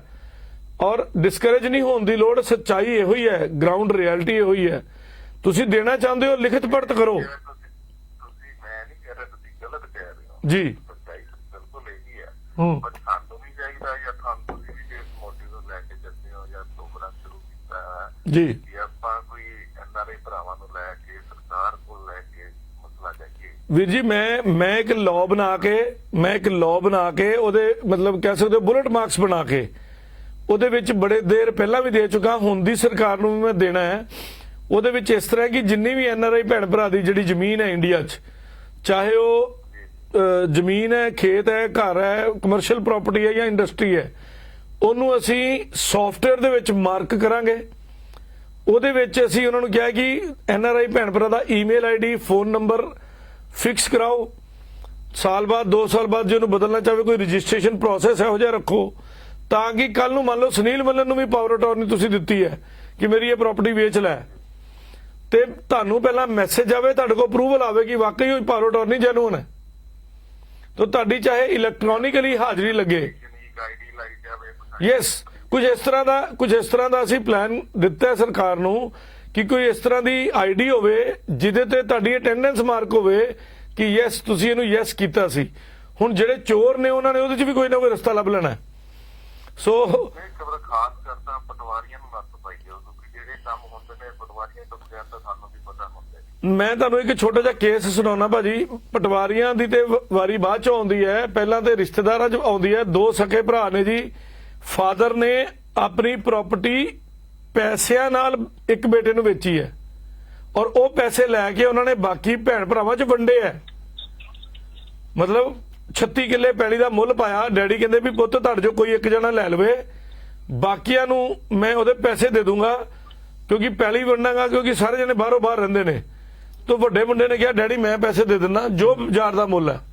ਮੇਰੇ ਹਿੱਸੇ ਮੰਨ ਲਓ 36 ਚੋਂ 9 ਕਿੱਲੇ ਆਉਂਦੇ ਆ, ਬਾਕੀ ਦੇ 30 ਚੋਂ ਜਾਂ 25 ਕਿੱਲਿਆਂ ਦੇ ਪੈਸੇ ਮੈਂ ਦੇ ਦਿੰਦਾ। ਉਹਨੇ ਪੈਸੇ ਦੇ ਕੇ ਜ਼ਮੀਨ ਲੈ ਲਈ, ਡੈਡੀ ਨੇ ਰਜਿਸਟਰੀ ਕਰਾਤੀ। ਛੋਟੇ ਭਰਾ ਨੇ, ਜਿਹੜੇ ਇੱਕ ਭਰਾ ਛੋਟਾ ਸੀ, ਉਹਨੇ ਧੋਖੇ ਨਾਲ ਰਜਿਸਟਰੀ ਫਿਰ ਆਪਣੇ ਨਾਂ ਕਰਾ ਗਿਆ, ਹੋਰ ਕੀ ਕੁਝ ਕਰ ਗਿਆ। ਅੱਜ ਅਸੀਂ ਉਹ ਕੇਸ ਲੜਦੇ ਪਏ ਹਾਂ। ਸੋ ਈਵਨ ਪਾਣੀ ਦਾ ਕਨੈਕਸ਼ਨ, ਬੰਬੀ ਦਾ ਕਨੈਕਸ਼ਨ ਵੀ ਆਪਣੇ ਨਾਂ ਤੇ ਕਰਾ ਗਿਆ। ਕਈ ਕੁਝ ਹੈ। ਸੋ ਭਾਜੀ ਮਤਲਬ ਉਹਦੀ ਸਿਸਟਰ ਨੇ ਵੀ ਉਹਦੇ ਤੇ ਕੇਸ ਪਾਇਆ, ਕਈ ਕੁਝ ਹੋਇਆ। ਗੱਲ ਉਹੀ ਹੈ ਕਿ ਐਨਆਰਆਈ ਭੈਣ ਭਰਾ ਵਿਚਾਰੇ ਪੈਰਵਾਈ ਕਰਨ ਤੋਂ ਹੀ ਪਿੱਛੇ ਰਹਿ ਜਾਂਦੇ ਨੇ। ਬਿਲਕੁਲ ਜੀ, ਕਿਉਂਕਿ ਸੋ ਭਾਜੀ ਨੇ ਗੱਲ ਵੈਸੇ ਬਿਲਕੁਲ ਠੀਕ ਕੀਤੀ ਹੈ। ਪਤਾ ਫੋਰਨ ਦੇ ਵਿੱਚ ਵੀ ਹਾਰਡ ਵਰਕ ਕਰਨਾ ਬੰਦਾ ਠੀਕ ਹੈ, ਉੱਥੇ ਆ ਕੇ ਜਦੋਂ ਡਾਲਰ ਬਦਲੇ ਨੋਟ ਮਿਲਦੇ ਨੇ ਉਹ ਤਾਂ ਚੰਗੇ ਲੱਗਦੇ ਨੇ, ਬਟ ਸੱਚਾਈ ਕੁਝ ਹੋਰ ਹੀ ਹੁੰਦੀ। ਸੱਚਾਈ ਕੁਝ ਹੋਰ ਹੁੰਦੀ ਹੈ ਭਾਜੀ। ਗੱਲ ਤੁਸੀਂ ਬਹੁਤ ਵਧੀਆ ਕੀਤੀ ਹੈ। ਰਿਸ਼ਤਿਆਂ 'ਚ ਦਰਾਰ ਆਊਗੀ ਮੇਰੀ ਗੱਲ ਕਹਿਣ ਨਾਲ, ਪਰ ਸੱਚਾਈ ਅੱਜ ਦੀ ਅਟੁੱਟ ਸੱਚਾਈ ਇਹੋ ਹੀ ਹੈ। ਮਤਲਬ ਮੈਂ ਕਹਿੰਦਾ ਕਿ ਭਰਾ ਭੈਣ ਨਾਲ, ਭੈਣ ਭਰਾ ਨਾਲ, ਭਰਾ ਨਾਲ, ਈਵਨ ਬੱਚੇ ਪਿਓ ਨਾਲ, ਪਿਓ ਬੱਚੇ ਨਾਲ। ਸੱਚਾਈ ਪਤਾ ਕੀ ਹੈ, ਜਿਹੜੀ ਆ ਡਾਲਰਾਂ ਦੀ ਨੋਟ INR ਰੂਪੀ ਵੀ ਕਨਵਰਜਨ ਨੇ ਨਾ ਬੇੜਾ ਗਰਕ ਕਰ ਦਿੱਤਾ। ਬਿਲਕੁਲ ਚੰਗਾ ਬੜਾ ਸੀਗਾ ਉੱਥੇ, ਇੱਥੇ ਆ ਕੇ ਮੈਂ ਡਰਾਈਵਰੀ ਕਰਦਾ ਸੀ ਜੀ, ਉੱਥੇ ਨੌਕਰ ਰੱਖ ਸਕਦਾ ਸੀ, ਇੱਥੇ ਆਪ ਨੌਕਰ ਬਣਿਆ ਹੋਇਆ। ਹੁਣ ਉੱਥੇ ਜਦੋਂ ਜਾਈਦਾ ਇੰਡੀਆ ਚ ਦੇ ਆਉਂਦੇ ਜਾਂਦੇ ਲੋਕਾਂ ਨੂੰ ਚੰਗੇ ਲੱਗਦੇ ਆ, ਪਰ ਸੱਚਾਈ ਤਾਂ ਹੋਰ ਕੁਛ ਹੈ ਨਾ ਜੀ। ਬਿਲਕੁਲ ਜੀ। ਕੀ ਕਰਦੇ ਆ, ਸੋਹਰਾ ਝਾੜੂ ਮਾਰਦੇ ਪਏ ਆ, ਡਰਾਈਵਰੀ ਕਰਦੇ ਪਏ ਆ, ਕਿ ਪੋਚੇ ਲਾਉਂਦੇ ਪਏ ਆ, ਕਿ ਦਿਹਾੜੀ ਕਰਦੇ ਪਏ ਆ। ਬਿਲਕੁਲ ਠੀਕ ਹੈ। ਬਸ ਉਹ ਇਸ ਚੀਜ਼ ਨੇ ਮਤਲਬ ਲੋਕਾਂ ਦੀ ਸੋਚ ਹੀ ਬਦਲ ਦਿੱਤੀ ਆ। ਬਸ ਉਹੀ ਹੈ ਜੀ, ਜਿਹੜੀ ਕਨਵਰਜਨ ਹੈ, ਤੁਹਾਡੀ ਗੱਲ ਹੈ ਕਿ ਕਨਵਰਜਨ ਨੇ ਅੱਜ ਕਿਸੇ ਵੀ ਹੱਥ ਤੱਕ ਜਾਣ ਨੂੰ ਤਿਆਰ ਹੈ ਵੀ ਸਾਨੂੰ ਕੈਨੇਡਾ ਅਮਰੀਕਾ ਲੈ ਜਾਓ। ਜਿਹੜਾ ਸੋਲਟ ਬਣੇ ਜਿਹਦੇ ਚ ਐਨਆਰਆਈ ਭਰਾ ਤੋਂ ਛੱਡੋ, ਲੋਕਲ ਵੀ ਬਹੁਤ ਕੁਝ ਹੁੰਦਾ ਪੰਜਾਬ ਦੇ। ਲੋਕਲ ਸਰ ਮੈਂ ਭੁਗਤ ਭੋਗੀ ਹਾਂ। ਮੇਰੇ ਸ਼ਰੀਕੇ ਨੇ ਮੇਰੀ ਮਦਰ ਦਾ ਮੌਤ ਦਾ ਸਰਟੀਫਿਕੇਟ ਬਣਾਇਆ, ਮੈਂ ਪੈਦਾ ਹੀ ਨਹੀਂ ਹੋਇਆ, ਸਾਡੀ ਸਾਰੀ ਪ੍ਰਾਪਰਟੀ ਵੇਚ ਗਏ। ਜਿੰਨੀ ਪ੍ਰਾਪਰਟੀ, ਮੈਂ ਵਕੀਲ ਹੀ ਤਾਂ ਬਣਿਆ, ਮੈਂ ਇੰਜੀਨੀਅਰ ਸੀ ਚੰਗਾ ਭਲਾ, ਔਰ ਮੈਂ ਕੰਸਲਟੈਂਟ ਦੇ ਤੌਰ ਤੇ ਕੰਮ ਕਰ ਰਿਹਾ ਸੀ। ਇੰਡਸਟਰੀ ਨੂੰ ਕਿੱਦਾਂ ਅਪਗ੍ਰੇਡ ਕਰਨਾ ਹੈ, ਕਿਹੜੀਆਂ ਅਪਰੂਵਲਾਂ ਕਰਾਉਣੀਆਂ ਪੈਂਦੀਆਂ, ਉਹਦੇ ਤੇ ਮੈਂ ਕੰਮ ਕਰਦਾ ਸੀ। ਔਰ ਮਜ਼ੇ ਦੀ ਗੱਲ ਇਹ ਹੈ ਕਿ ਜਦੋਂ ਮੈਨੂੰ ਪਤਾ ਲੱਗਾ ਕਿ ਮੇਰੀ ਪ੍ਰਾਪਰਟੀ ਵਿਕ ਗਈ ਹੈ, ਮੈਨੂੰ ਬੜਾ ਡਰ ਲੱਗਾ। ਮੇਰੀ ਮਦਰ ਜਿੰਦਾ ਸੀ। ਤਾਂ ਅਲਟੀਮੇਟਲੀ ਲੱਭਦੇ ਉਹੀ ਗੱਲ ਹੈ ਭਾਜੀ ਦੀ, ਪਟਵਾਰੀ ਦਾ ਬੇੜਾ ਗਰਕ ਹੋਇਆ ਸੀ। ਬਿਨਾਂ ਕਿਸੇ ਵੈਰੀਫਿਕੇਸ਼ਨ ਤੋਂ, ਬਿਨਾਂ ਕਿਸੇ ਦਸਤਾਵੇਜ਼ਾਂ ਤੋਂ, ਬਿਨਾਂ ਕਿਸੇ ਕਾਗਜ਼ ਤੋਂ ਉਹਨੇ ਫਰਦ ਬਣਾ ਕੇ ਦੇ ਦਿੱਤੀ। ਔਰ ਫਰਦ ਬਣਾਉਣ ਤੋਂ ਬਾਅਦ ਉਸ ਫਰਦ ਦੇ ਉੱਤੇ ਐਤਵਾਰ ਦੀ ਤਰੀਕ ਪਾਈ ਜੋ ਦੱਸੋ ਉਹਦਾ ਦਿਮਾਗ ਨਹੀਂ ਕੰਮ ਕੀਤਾ, ਕਿਉਂਕਿ 16/4/2004 ਨੂੰ 16/4/2005 ਚ ਬਦਲਦਾ ਉੱਤੇ ਡੰਡੀਆਂ ਬਣਾ ਕੇ, ਤੇ ਪਰ ਇਹ ਨਹੀਂ ਵੇਖਿਆ ਵੀ 16/4/2005 ਜੋ ਐਗਜ਼ਾਮਪਲ ਦੇ ਰਹੇ ਡੇਟ ਦੀ ਵੀ ਉਦੋਂ ਐਤਵਾਰ ਹੈ, ਤੇ ਇੱਕ 26 ਵਾਰਸ ਛੱਡ ਕੇ ਇੱਕ ਬੰਦੇ ਦੇ ਨਾਂ ਤੇ ਪ੍ਰਾਪਰਟੀ ਬਣਾਤੀ, ਕੋਈ ਫੀਲਡ ਵੈਰੀਫਿਕੇਸ਼ਨ ਨਹੀਂ ਕੀਤੀ। ਦੇਖੋ ਅੱਜ ਤੁਸੀਂ ਮੇਰੇ ਗਲੀ ਚ ਜਾਓ, ਮੇਰੇ ਘਰ ਕੋਲ ਜਾਓ, ਚੰਡੀਗੜ੍ਹ ਜਾਓ ਜਾਂ ਅੰਮ੍ਰਿਤਸਰ ਜਾਓ, ਚੰਡੀਗੜ੍ਹ ਜਾਓਗੇ ਤਾਂ ਦੱਸਣਗੇ ਜੀ ਇਹਦੀ ਇੱਕ ਵਾਈਫ ਹੈ, ਇੱਕ ਬੱਚਾ ਹੈ, ਪਲੱਸ ਇਹਦੇ ਘਰ ਇੱਕ ਬੰਦਾ ਹੋਰ ਰਹਿੰਦਾ ਜੋ ਮੇਰਾ ਸਟੈਨੋ ਹੈ ਜਾਂ ਮੇਰਾ ਘਰ ਚ ਰਹਿੰਦਾ, ਠੀਕ ਹੈ ਜੀ। ਅੰਮ੍ਰਿਤਸਰ ਜਾਓ ਤੇ ਦੱਸਣਗੇ ਕਿ ਇਹਨਾਂ ਦੇ ਮੰਮੀ ਟੀਚਰ ਸੀ, ਇਹਨਾਂ ਦਾ ਸਕੂਲ ਸੀ, ਇਹ ਆਹ ਕਰਦੇ ਸੀ, ਇਹਦੇ ਫਾਦਰ ਆਹ ਸੀ, ਬੈਕਗ੍ਰਾਉਂਡ ਇਹਨਾਂ ਦੀ ਹੈ, ਉਹਨਾਂ ਨੂੰ ਮੇਰਾ ਪਿਛਲਾ 50 ਸਾਲ ਦਾ 60 ਸਾਲ ਦਾ ਮੇਰੇ ਪਰਿਵਾਰ ਦਾ ਪਤਾ ਹੈ ਆਂਢ ਗੁਆਂਢ ਨੂੰ। ਤੇ ਜਦੋਂ ਫੀਲਡ ਕਰਨ ਨੂੰ ਉਹਦੀ ਡਿਊਟੀ ਹੈ ਪਟਵਾਰੀ। ਇੱਕ ਗੱਲ ਦੱਸੋ, ਸਾਡਾ ਮਤਲਬ ਜਿਹੜਾ ਪ੍ਰੋਗਰਾਮ ਤੁਸੀਂ ਇਹਨਾਂ ਵਾਸਤੇ ਲਾਂਚ ਕੀਤਾ ਜਾਂ ਭਾਜੀ ਕਿਸੇ ਵੀ ਲੀਗਲ ਮੁੱਦੇ ਵਾਸਤੇ ਲੌਂਚ ਕੀਤਾ, ਚਾਹੇ ਉਹ NRI ਦਾ ਹੋਵੇ ਚਾਹੇ ਇੰਡੀਅਨ ਦਾ ਹੋਵੇ, ਕਿਸੇ ਵੀ ਭੈਣ ਭਰਾ ਦਾ ਕਿਸੇ ਵੀ ਕੰਟਰੀ 'ਚ ਬੈਠਾ ਹੈ, ਮੰਨ ਲਓ ਉਸ ਕੰਟਰੀ ਸਪੈਸੀਫਿਕਲੀ ਵੀ ਉਹਨੂੰ ਕੋਈ ਨੌਲੇਜ ਚਾਹੀਦੀ ਹੈ, ਤੇ ਜੇ ਲਾਅ ਬਾਰੇ ਪਤਾ ਹੋਏਗਾ ਤੇ ਦੱਸਾਂਗੇ। ਕੁਝ ਕੰਟਰੀਆਂ ਦੇ ਲਾਅ ਸਾਨੂੰ ਪਤਾ ਹੈ, ਨਹੀਂ ਪਤਾ ਹੋਏਗਾ ਤੇ ਪੜ੍ਹ ਕੇ ਦੱਸਾਂਗੇ ਜਾਂ ਉਸ ਐਕਸਪਰਟ ਨਾਲ ਗੱਲ ਕਰਾਵਾਂਗੇ।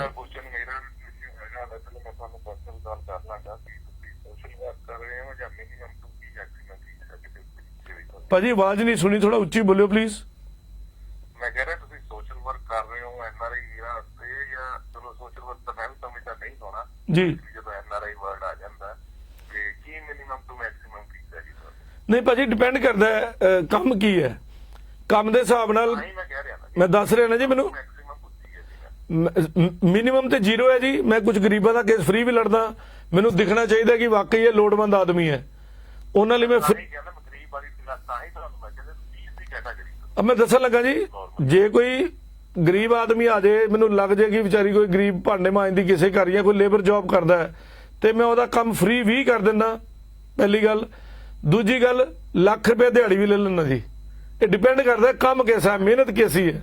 ਸੋ ਫੀ ਵਕੀਲ ਭਾਜੀ ਤਾਂ ਹੀ ਦੱਸਿਆ ਮੈਂ 0 ਦੱਸੀ ਭੁੱਲ ਜਾਓ, ਮੈਂ ਫ੍ਰੀ ਕੰਮ ਦੀ ਕਰਾਣਾ, ਤਾਂ ਹੀ ਮੈਂ ਦੱਸਿਆ ਕੋਈ ਵੀ ਕੰਮ ਦੀ ਕੈਟਾਗਰੀ ਚੱਲਦੀ ਹੋਣੀ, ਤੁਸੀਂ ਮਿਨੀਮਮ 10,000 ਤੋਂ ਲੈ ਕੇ ਦੱਸ ਦਿਓ ਕਿ ਤੁਸੀਂ ਕਾਲ ਕਰ ਸਕਦੇ ਹੋ। ਭਾਜੀ ਮੈਂ ਉਹੀ ਕਹਿਣਾ, ਮੈਂ ਉਹੀ ਕਹਿ ਰਿਹਾ ਕਿ ਜਦੋਂ ਮੇਰੀ ਇਨੀਸ਼ੀਅਲ ਇੱਕ ਡਿਸਕਸ਼ਨ ਦੀ ਫੀਸ ਹੈ, ਉਸ ਫੀਸ ਤੋਂ ਬਾਅਦ ਕੰਮ ਪਤਾ ਲੱਗ ਜਾਂਦਾ ਕਿ ਕੰਮ ਕਰਨਾ ਕੀ ਹੈ।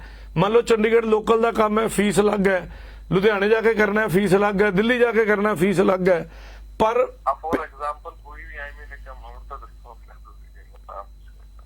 ਮੈਂ ਵੀਰ ਜੀ ਫਿਰ ਬੇਨਤੀ ਕਰਦਾ ਕਿ ਮੈਂ ਇਸ ਤਰ੍ਹਾਂ, ਮੰਨ ਲਓ ਜਲੰਧਰ ਕੋਈ ਮੈਨੂੰ ਪ੍ਰਾਪਰਟੀ ਦਾ ਕੰਮ ਹੈ ਭਾਜੀ ਹੁਣ ਉਹਦੇ 'ਚ ਮੈਨੂੰ ਇਹ ਨਹੀਂ ਪਤਾ ਨਾ ਕਿ ਪ੍ਰਾਪਰਟੀ 'ਚ ਸਿਰਫ ਤੁਸੀਂ ਪਟਵਾਰੀ ਕੋਲੋਂ ਆਪਣੇ ਨਾਂ ਤੇ ਕਰਾਉਣੀ ਹੈ, ਕਿ ਪ੍ਰੋਪਰ ਡੈਕਲੇਰੇਸ਼ਨ ਸੂਟ ਫਾਈਲ ਕਰਾਉਣਾ ਹੈ, ਕਿ ਸਪੈਸੀਫਿਕ ਪਰਫਾਰਮੈਂਸ ਕਰਾਉਣਾ ਹੈ, ਕਿ ਕੋਈ ਹੋਰ ਮਸਲਾ ਹੈ। ਸੋ ਮੈਨੂੰ ਉਹ ਚੀਜ਼ ਦੇਖਣੀ ਪਊਗੀ। ਇੱਕ ਕੇਸ 'ਚੋਂ, ਇੱਕ ਮੈਟਰ 'ਚੋਂ 3-4 ਕੇਸ ਵੀ ਬਣਦੇ ਨੇ। ਹੁਣ ਮੈਂ ਤੁਹਾਨੂੰ ਕਹਿੰਦਾ ਮੈਂ 10,000 ਫੀਸ 'ਚ ਕੰਮ ਕਰੂੰਗਾ, ਹੋ ਹੀ ਨਹੀਂ ਸਕਦਾ। ਹੋ ਸਕਦਾ 3 ਲੱਖ ਰੁਪਏ ਫੀਸ ਬਣੇ। ਸੋ ਫੀਸ ਦਾ ਡਿਸਕਸ਼ਨ ਆਫਟਰ ਕੇਸ ਡਿਸਕਸ਼ਨ ਨਿਕਲਦੀ ਹੈ ਵੀ ਤੁਸੀਂ ਮੇਰੇ ਕੋਲ ਸਰਵਿਸਿਜ਼ ਕੀ ਲੈਣੀ ਹੈ, ਕਿੱਦਾਂ ਦਾ ਮੈਂ ਕੇਸ ਤਿਆਰ ਕਰਨਾ ਹੈ, ਕਿੰਨੀ ਪੈਰਵਾਈ ਕਰਨੀ ਹੈ, ਉਹਦੇ 'ਚ ਮੇਰਾ ਲੋਕਲ ਜੂਨੀਅਰ ਇਨਵੋਲਡ ਹੈ, ਕੋਈ ਐਸੋਸੀਏਟ ਇਨਵੋਲਡ ਹੈ, ਕਿ ਮੇਰੇ ਸਿਰ ਤੋਂ ਹੀ ਕੰਮ ਹੋ ਜਾਣਾ ਹੈ, ਜਾਂ ਮੇਰੇ ਚੰਡੀਗੜ੍ਹ ਬੈਠੇ ਆ ਕਿ ਚਿੱਠੀ ਪਾ ਕੇ ਹੀ ਕੰਮ ਹੋ ਜਾਣਾ ਹੈ, ਥੋੜਾ ਜਿਹਾ ਫੋਲੋ ਅਪ ਕਰਕੇ। ਸੋ ਦੈਟ ਡਿਪੈਂਡਸ ਭਾਜੀ। ਵਕੀਲ ਦੀ ਕੋਈ ਫੀਸ ਨਹੀਂ। ਹੁਣ ਮੈਂ ਤੁਹਾਨੂੰ ਇੱਕ ਬਿਲਕੁਲ ਅਸਲੀ ਗੱਲ ਦੱਸਦਾ, ਤੁਸੀਂ ਕਿੰਨਾ ਜ਼ਿਆਦਾ ਡਰੇ ਹੋ, ਵਕੀਲ ਦੀ ਫੀਸ ਉਨੀ ਜ਼ਿਆਦਾ ਹੈ। ਜੇ ਤੁਸੀਂ ਡਰੇ ਨਹੀਂ, ਇੱਕ ਬੇਸਿਕ ਸਟਰਕਚਰ ਤੇ ਹੈਗਾ ਹੀ ਹੈ, ਪਰ ਉਸ ਤੋਂ ਬਾਅਦ ਜੇ ਤੁਸੀਂ ਬਹੁਤ ਹੀ ਜ਼ਿਆਦਾ ਡਰੇ ਪਏ ਹੋ ਔਰ ਕੰਮ ਹੋਣਾ ਜਾਂ ਨਹੀਂ ਹੋਣਾ, ਤਾਂ ਫੀਸ ਉਸ ਹਿਸਾਬ ਦੀ ਹੈ। ਹੁਣ ਵੱਡੇ ਵੱਡੇ ਲਾਲੇ ਸੇਠ ਜ਼ਮਾਨਤ ਕਰਾਉਣ ਦਾ 10 ਲੱਖ ਵੀ ਦਿੰਦੇ ਨੇ, ਤੇ ਇੱਕ ਸਮੈਕੀਆ 500 ਰੁਪਇਆ ਦੇ ਕੇ ਕਹਿੰਦਾ ਵਕੀਲ ਸਾਹਿਬ ਜ਼ਮਾਨਤ ਕਰਾ ਮੇਰੀ। ਉਹ ਕਹਿੰਦਾ ਕੋਈ ਨਹੀਂ ਮੈਂ 6 ਦਿਨ ਅੰਦਰ ਲਾਉਂ, ਮੇਰੀ ਜ਼ਮਾਨਤ ਤੇ ਹੋ ਹੀ ਜਾਣੀ ਹੈ, 500 ਰੁਪਇਆ ਬੜਾ ਹੈ। ਭਾਜੀ ਮੈਂ ਬੇਨਤੀ ਕਰ ਰਿਹਾ, ਮੈਂ ਸਾਰਾ ਕੁਝ ਦੱਸਤਾ ਜੀ, ਮੈਂ ਸਾਰਾ ਕੁਝ ਦੱਸਤਾ। ਲੋਕਾਂ ਨੂੰ ਪਤਾ ਲੱਗ ਜਾਂਦਾ ਵੀ ਇੰਨੇ ਜੇਬ ਹੋਣੀ ਨਹੀਂ ਉਹ ਦਿਮਾਗ ਫਿਕਰ ਬਣ ਜਾਂਦੀ ਹੈ ਨਾ ਯਾਰ, ਇਹ ਕੰਮ ਹੋ ਜੂਗਾ। ਵੀਰ ਜੀ ਫਿਰ ਉਹੀ ਗੱਲ, ਕੰਮ ਤੇ ਪਤਾ ਹੋਵੇ ਨਾ ਜੀ। ਚਲੋ ਠੀਕ ਹੈ, ਮੈਂ ਤੁਹਾਨੂੰ ਪਰਸਨਲੀ ਕਰਿਓ ਔਰ ਮੁੱਦਾ ਦੱਸਿਓ, ਮੁੱਦੇ ਦੇ ਹਿਸਾਬ ਨਾਲ ਮੈਂ ਪਹਿਲਾਂ ਫੀਸ ਸਟਰਕਚਰ ਦੱਸਦਾ, ਫਿਰ ਮੈਂ ਕੰਮ ਸ਼ੁਰੂ ਕਰਦਾ ਜੀ। ਭਾਜੀ ਨੂੰ ਦੱਸ ਦਿਓ ਨਾ ਫਿਰ, ਤੁਸੀਂ ਇੰਡੀਆ ਟਾਈਮ ਦੇ ਅਕੋਰਡਿੰਗਲੀ ਕਿਸ ਵੇਲੇ ਕਾਲ ਕਰ ਸਕਦੇ। ਮੇਰੀ ਬੇਨਤੀ ਇੱਕੋ ਹੈ ਜੀ, ਇੰਡੀਆ ਟਾਈਮ ਦੇ ਹਿਸਾਬ ਨਾਲ ਈਵਨਿੰਗ 4 to 9।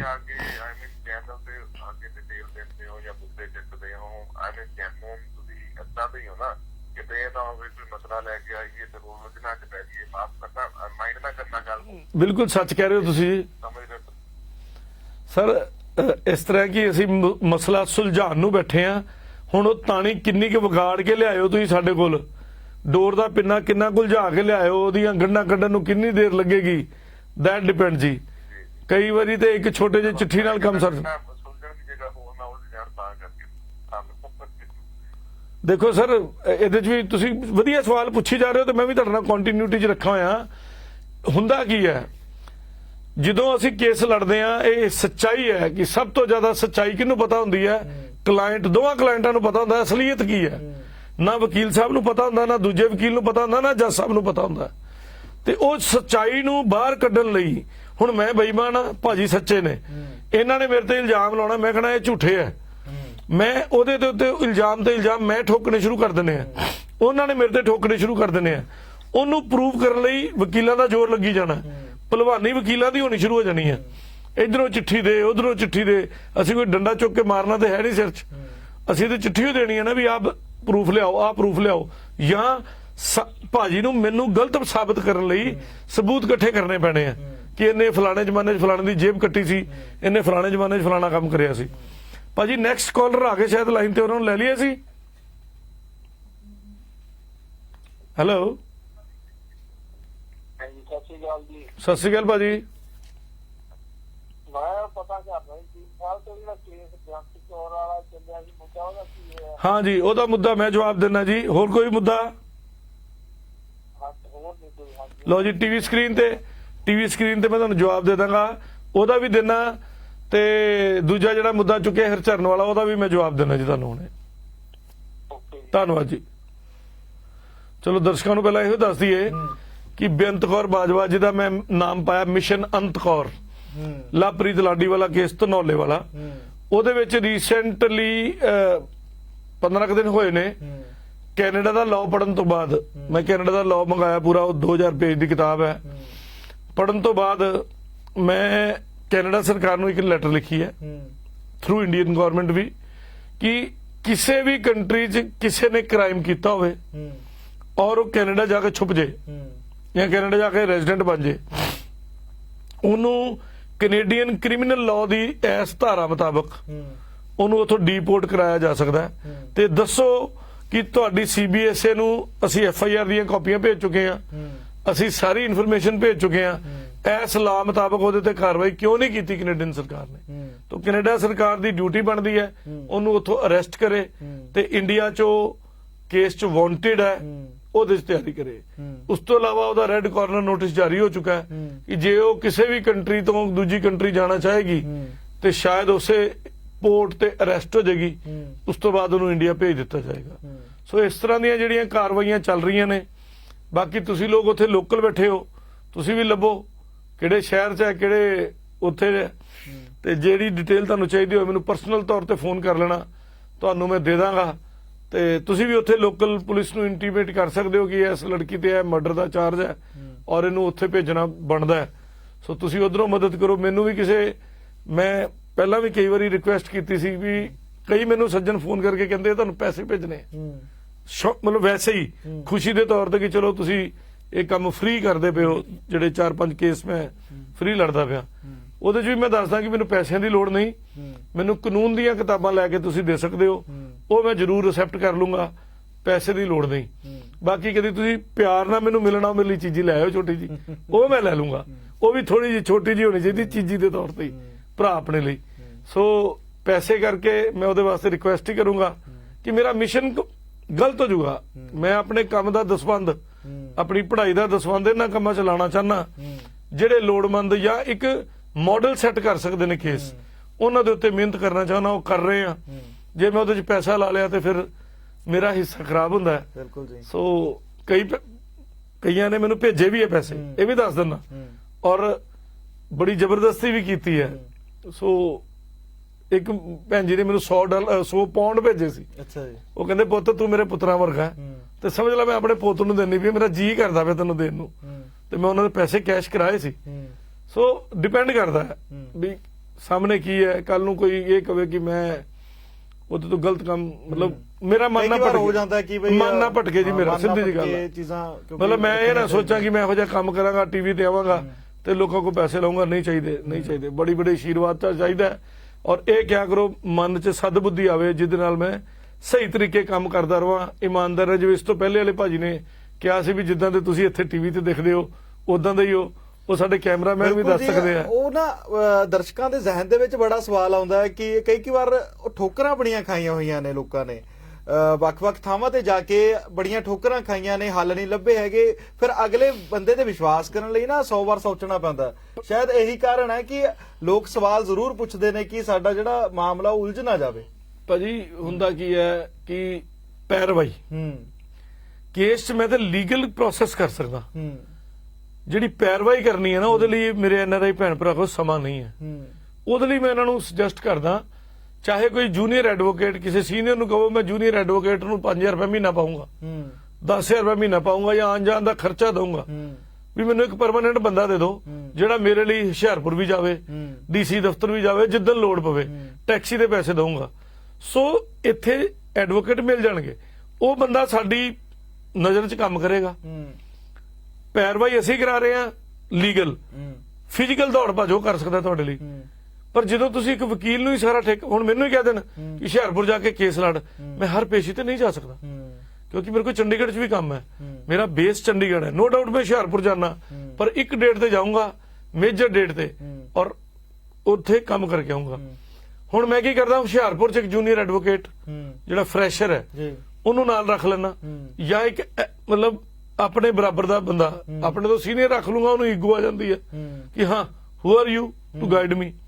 ਬਹੁਤਾ ਜੂਨੀਅਰ ਵੀ ਰੱਖ ਲੂੰਗਾ, ਉਹਨੂੰ ਸਮਝ ਨਹੀਂ ਕਰਨਾ ਕੀ ਹੈ।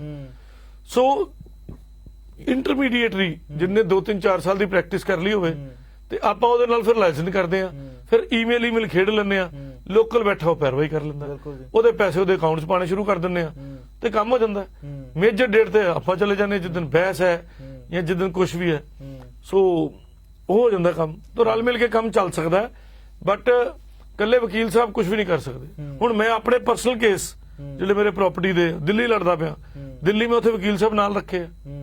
ਹੁਣ ਮੈਂ ਉਹਨਾਂ ਨੇ ਕੋਈ ਗੱਲ ਕੀਤੀ ਸੀ, ਮੈਂ ਕਿਹਾ ਭਾਜੀ ਇਹ ਨਹੀਂ ਤੁਸੀਂ ਸੋਚਣਾ ਮੈਂ ਵੀ ਵਕੀਲ ਹਾਂ, ਤੁਸੀਂ ਇਹ ਸੋਚਣਾ ਮੈਂ ਆਮ ਆਦਮੀ ਹਾਂ, ਤੁਸੀਂ ਮੈਨੂੰ ਡਿਊਟੀ ਲਾਉਣੀ ਹੈ, ਮੈਂ ਕਾਗਜ਼ ਲਿਆ ਕੇ ਦੇਣਾ।